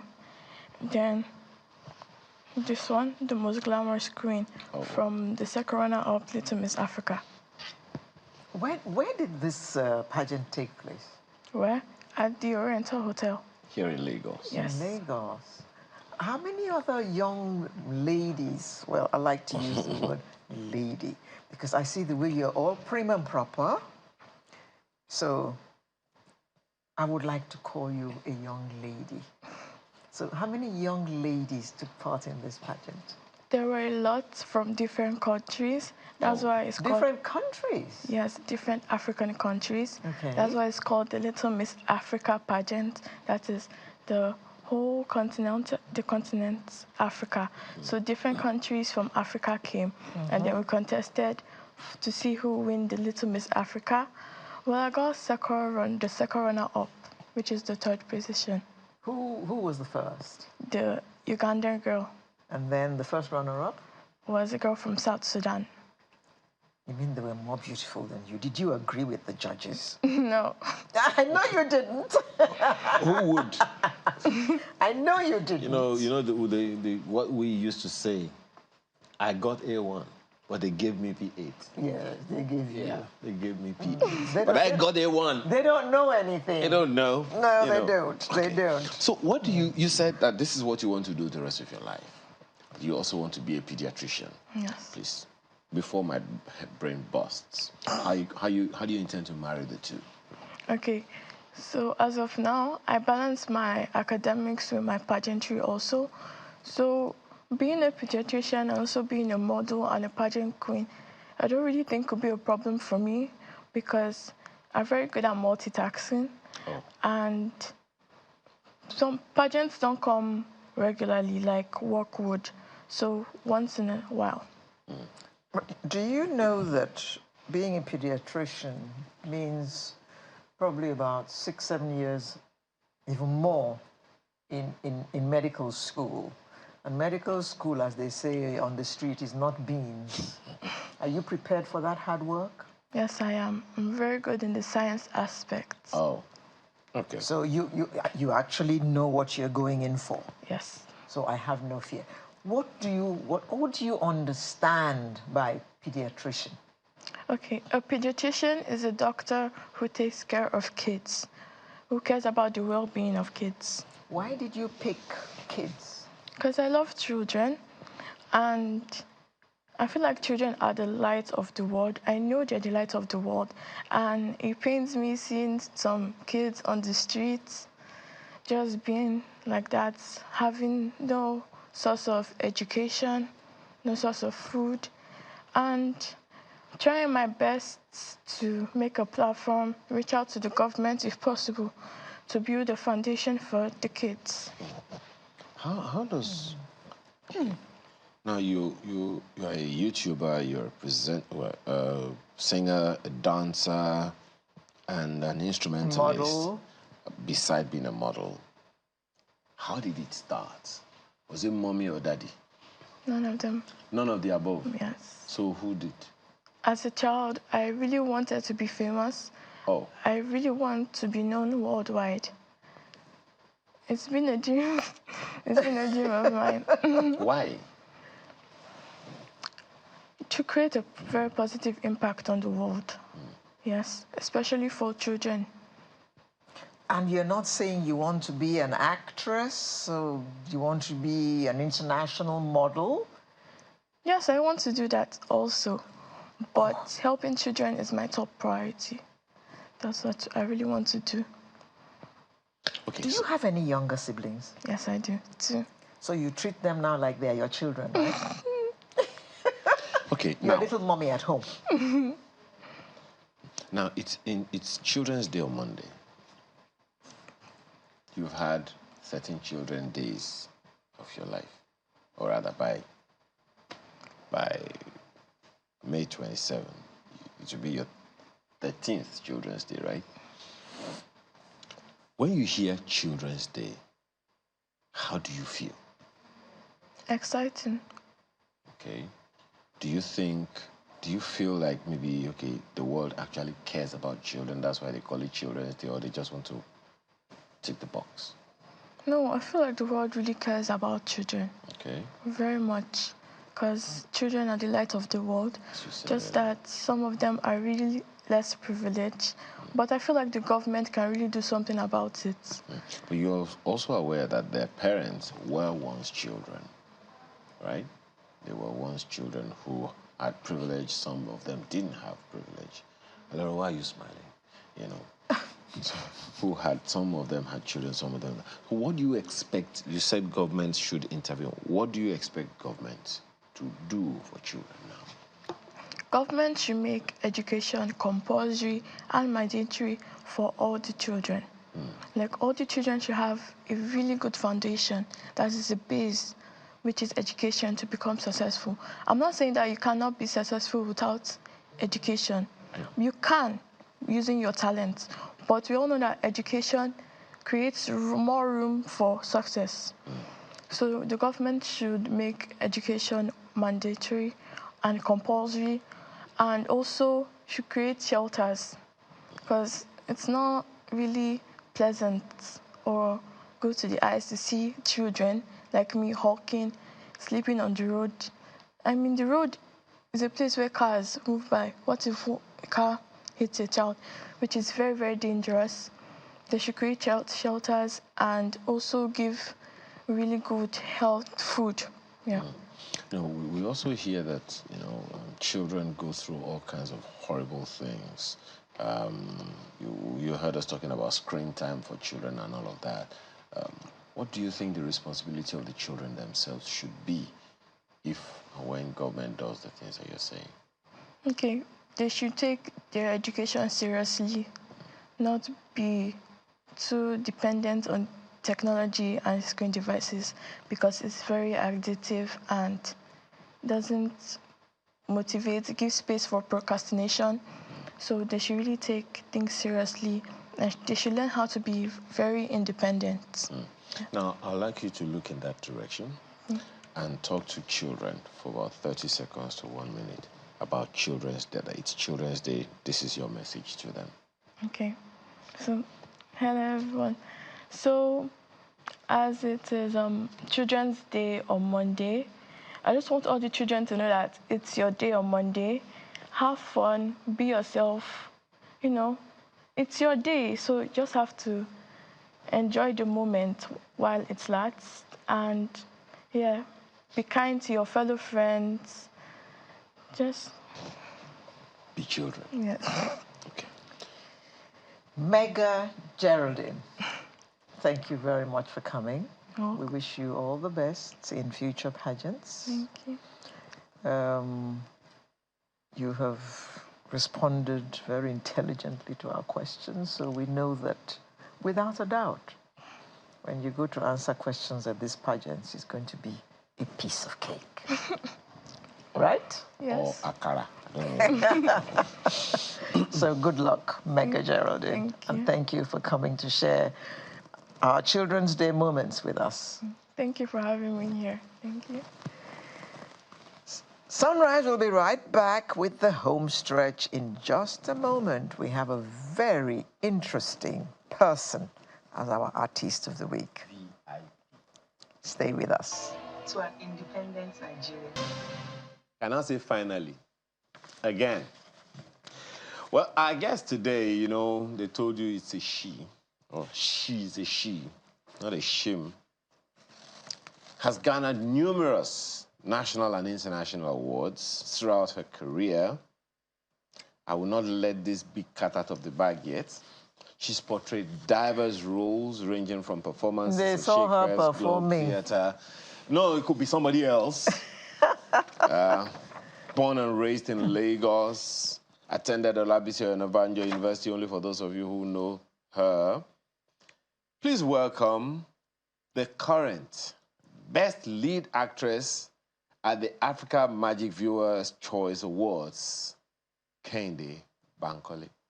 Thank you very much for having me. I'm sorry, we played the drum roll in our heads. So. And the applause followed. Thank you very much, Ma. Thank you for having me. Thank you for coming. Thank you. Your plate has been full. God has been good. You've been very Her busy. cup runneth over. She's been busy. But we both know that you're not shy, right? I am shy, very shy. English. I am tough, but I'm shy. I am a shy person. She's very shy. person. We believe you. We believe you. Yeah. Just because you say so. Okay. How have you been? I've been fine, But busy. very busy. Obvious. Well, thank God for busy, because some people are looking for work and cannot find. Thank you very much, Ma. So thank God for busy. Cannot do. The latest that you've been in that is making waves is Funmilayo Ransome Kuti. Yes, indeed. You played the young Funmilayo Ransome Kuti. Yes, indeed. I've not seen the movie yet.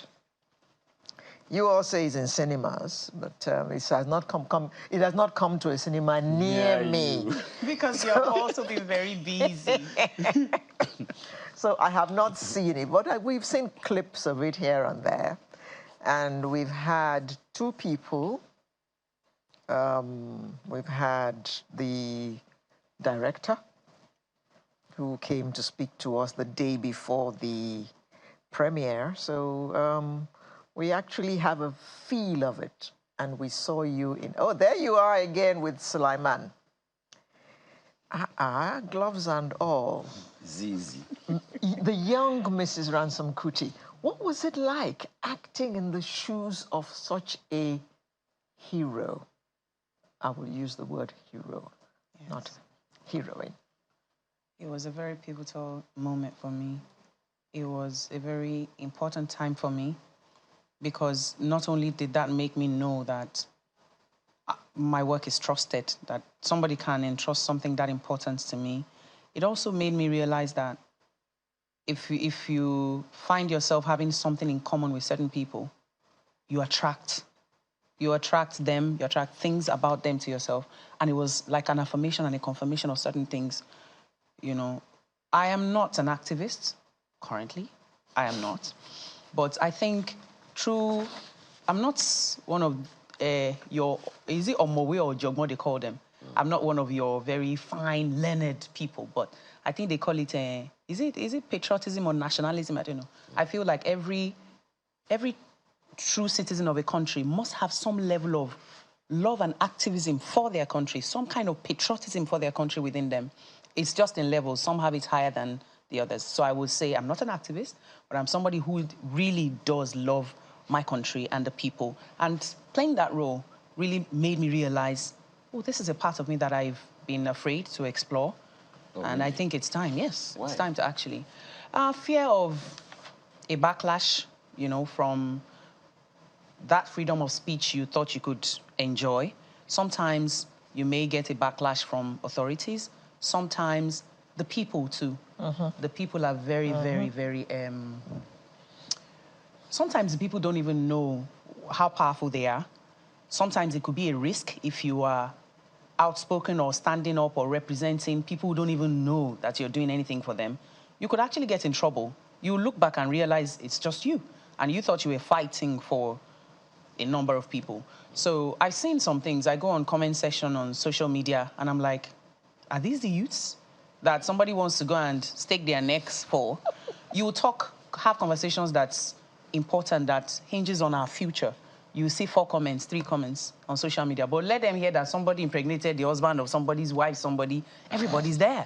And you're like, but we just talked about something that happened in the Senate a few weeks ago, or we just talked about somebody being caught having embezzled money, or something that your life, your future is that they will not be there. So I really just had a good time to think how. It dampens all that verve in you. But it helps you to maybe think how to re-strategize. Your activism in this time and age has to be very smart and wise, because even the people, some of them don't even recognize that you're trying to do something for them. How about that? So it was just a time for me to really think, how do you want to make your own impact without getting in trouble? We all know what happened to Funmilayo Ransome Kuti herself. How do you want to make your impact without getting into trouble? But there's, from what you're saying, there seems to be some kind of correlation, if I can use the term, between then and now. Then all she had was education and a number of other influences that she could, pull here and there. What's the similarity today? Or rather, what's similar to that today? You mean that... That she used, the vehicle that she used to make the impact that she was able to make. The constant factor is the people. We are the powerful element here. It was the people. There was nothing she did without the people. The people are the power, and the people don't even know how powerful they are. By the time you watch the movie, you will especially see, once she makes a decision and she comes forward, she knows that the people that will help I just said the people. It's just the people. That was the weapon she had then, and we still have it now. Listening to her, supporting. Yes, she made them become aware of what their power was, how they could use it, harness it, and use it to achieve some of the results they wanted. Then she also made them aware of their position and their condition. Some of them didn't know they were living way, way, way, way below the poverty line. She sort of like brought awareness to everyone to say, look, these are your entitlements and you're not getting it. These are your rights. So whether educated or not educated, she was able to gather the people. So, and the same thing we have now.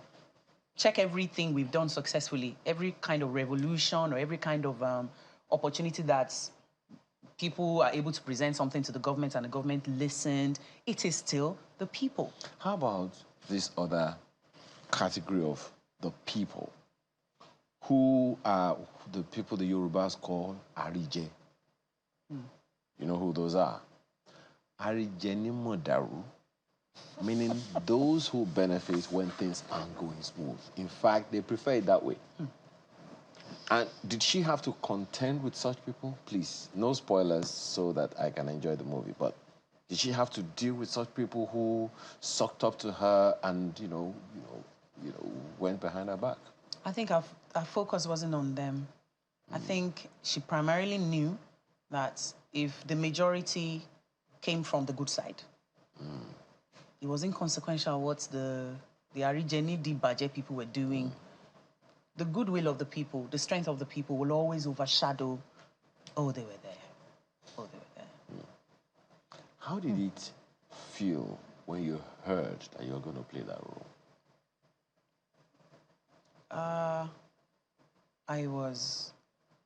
Curiosity. I was very curious. Because all we knew, all history managed to tell us was that she was the first woman to ever drive a vehicle in this part of the world. Yeah. But she was more than that. So apparently, I started reading, and I was like, so why did they have to hide all of this? Why? I knew there was a time I heard they removed history from the curriculum for some time. I don't know if it's back now. The truths we're hiding from are the truths that will liberate us. Let us know how powerful women were then. Let us know that she did carried the people to a point where they were liberated. Let us know. It doesn't mean we will now want to usurp someone or we will now want to start a revolution. It is for the people to know their roots and how powerful they are. Let us know. What were the battles we fought then? Who fought those battles? And then because of inspiration, we want our young people to be inspired. We ourselves daily wake to look for inspiration. She was not a spring chicken when she did some of these things. Some of us in our 30s, our 40s, our 50s need to know that we can still, in spite of whatever age we are, achieve things. I mean, there was no reason for some of those parts of our achievement to be hidden. So I just kept digging out of curiosity. And that really made me ask a lot of questions. So curiosity throughout that time and excitement. I was very excited. I felt very privileged to have had that opportunity. And so I just flogged it properly. Now, there is an angle that even in, I don't know, as Alero said, I was looking forward to seeing the movie before we had this conversation, but many people may not even know that she had any relationship with Fela Anikulapo Kuti. Many may not even know that Fela was Fela Ransom Kuti. What was the relationship? She was Fela's mother. She was the woman that birthed greatness. She was the woman that birthed the movement. We saw that not just Fela, we can see how the other children too, the grandchildren, have continued on to carry a kind of spirit, a spirit of wanting something more for the people. She birthed a movement. So it was posterity. It didn't end with her. So everybody now who didn't know before now knew that she was Fela Anikulapo Kuti's mother. She was the mother of so many other popular ones. The Dr. Oliko Ransom Kuti. There's so many of them. And then the grandchildren now, we all know of there's Sheun Kuti, great-grand and grandchildren. There's Femi Kuti. There's another Kuti. Yeni Kuti. I mean, so just Made. Look at those children. Made. You can see that this woman wanted to put something down in history, and she was able to embed some of those things in her children. And now I'm inspired. Hopefully, a lot of other people are inspired to sort of like continue. It was not about her or her family. It was about a movement. And she was able to impact then. Anyway, you said that Funmilayo Ransom Kuti is the title of the movie? Yes. And it is in cinemas already? Yes. Okay. Funmilayo Ransom Kuti, directed by Bolanle Austin Peters, is in all cinemas nationwide now. All. All did cinemas you just hear the nationwide. way she Even just... that one nearest to you. Oh, all, she been That says. voice. See, did you get the voiceover part? Yes, now. But the part that I didn't get is grab your copy. No. Right now. But let's talk about you. One of the things that I ask every time I have the privilege is, and I asked Bolanle herself when she was here, and I've asked quite a few other people. I've asked, what's his name? Kunle Afolayan, and anyone who has done theater and film. Which is your preference? I know what she's going to say, but which is your preference? Which is my preference between theatre and film? Hard to choose. It's very hard to choose. What is the because of why? Well, because of Toripe, each of them have their own. Because of Toripe. They have their own. They're different. But one makes you feel very alive. You know, theatre makes you feel you're in charge. And then theatre is not a one-man show. It's you and the people in the room. Theatre is our thing. All of us. You're getting feedback there. If they don't like what you just did now, you're seeing it right there. But for film, you have to wait till forever to know what the awards think, to know what the audience think, to know what the editor thinks, to know what... There will be some parts you watch later they've cut off because they thought it wasn't necessary. So film is very powerful as like a tool for you to review what you've done. It's like a school. It's like an institution for film because then you can watch, you get feedback. It's not instant, but for theatre, it's whatever instant feedback you can consume at that time. Doesn't that make theatre more difficult? Theatre is tough. It's more difficult. There's no second chance for another take rather. It's right there and right then. Theatre is tougher. It's very beautiful actually, but both of them have their difference. I feel film has, because of the length of its lifespan, it goes through a lot of processes. There's no how it will come out at the end and not be so fine. There's music. Some people will sit down and score music to it, score sound. There's moods. And then you find other actors too. When you're in theatre, you're only seeing and feeling what's in the room with you at that time. But in film, there are parts that were recorded in your absence. Then you see other actors' performances. It's just a huge discovery for film. Then you see this editor was amazing. Oh, this light person lit. Film is also beautiful because they create artificial things. They can tell you it's daytime when it's night. One man will sit behind a light and tell you what time of day it is. So you get to actually quite appreciate talents and creativity. So both of them are different in their different ways, but which makes me feel that spark of just being, it's wild, it's theatre. By the way, what did you study? I studied mass communication. No wonder. Grab your copy. And you're also a filmmaker now, Yes. right? What started that up for you? Different things. Initially, it was the idea of wanting to play certain kinds of roles and not getting those roles. So you start thinking. And then secondly, the idea of wanting to be a part of telling certain stories and it's not coming. But I noticed that was my push for that reduced a bit because we had opportunities come to the entertainment industry for like the last 4 years now. There's a boom. So more stories are being told. Now that I won't mention names of different streaming platforms have come, business is better. So some of the things I really quite wanted, I wasn't getting, that made me start calling writers. Okay, write this. Let's try and do this. It's now, you now find producers approaching you to say, oh, I have a story. And you see that's similar to what you were thinking you'd like to say. You want to say something about how housemaids are being maltreated. There's a story like that. You want to... So the kinds of stories I really like to tell are things that would change society. And if you're looking now, the kinds of scripts we're getting, they're coming. However, that would still not stop me from producing. So I started already, but I started with theatre first in London.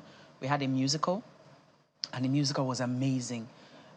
We had like a 3-day show, 3 or 4 days in London. It went well. So now we're moving to film. So I needed to start, that was a co-production, not me alone. So I can just, get my balance first of all, because I've been, as an actor, you can't just jump into, it's another business world entirely. So I needed to understand all of that, but now we're ready. We've done our first. Now we're moving into film.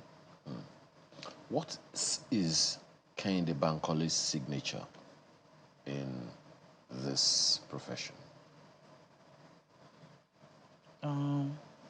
By that I mean, you hinted at it now by saying, okay, this is the kind of films you would like to feature in, but what do you want to be known for, that when they think of a particular impact, this Kehinde Bankole comes to mind? I want an impact something that impacts the people. In what way in particular? Any specific? For positive change and growth for Africa. And I know that we're not all equal currently. I mean, like educational exposure, class in society right now. There's a very huge divide between class now. I want that whether rich, poor, educated, young, old, exposed or whatever, that we all experience an Africa that is good. So how do we do that? If now people are doing it, these film companies are employing young people, employment is better, a lot of things are better. How can I contribute to the growth of Africa? That's both economically and people's lives. That's what I want to be known for. We have limited time, but I must ask you a Children's Day question. Children's Day question, okay. And the child suddenly came out. What was your favorite program, TV program or game when you were young? There were two. I like Kiddies 101, Kiddies 101. I think that's what it's called. I think it was Kiddies 101. And then I loved Sesame Street. You don't know the song for that one? Sesame Street. Sesame Street. How to get to Sesame Street. How to get to Sesame Street. Can't remember the rest, but that's it. That's it. Well, I understand that you are back on set. Yes. And what are we expecting next? So for now, the other person's production apart from mine is a series. We did it before. It's called Las Giddy Cops. We're back at it. But for film now, it's just working on my film for the next couple of months. Just my own film. Okay. Well, we have to close her now because I'm hearing some sounds in my ears. Kehinde Bankole, who, well, for a long time now, will be remembered for acting that role of Funmilayo, the young Funmilayo Ransom Kuti. For now, I think everybody's going to forget about all the things you've done before, and they'll just remember you. For now. Exactly, until you do something different, big again. Well, congratulations to you. Thank you very much. Thank you. By the way, where's your Taiwo? She's probably watching right now. She's home at work? No, at home at the moment. Okay. Probably to the watching best of right your now. knowledge. To the best of my knowledge. She's always on the move. Okay. Thank you very much for coming and for closing Sunrise for us today. And thank you for having me. We thank you for having spent your Saturday morning with us. Again, we'll bring you a fresh edition next week. I am Alera Edu, wishing you a happy weekend and a happy week ahead. And I say to you all, happy Children's Day, no matter how old you are. Have a wonderful rest of your time. Bye now.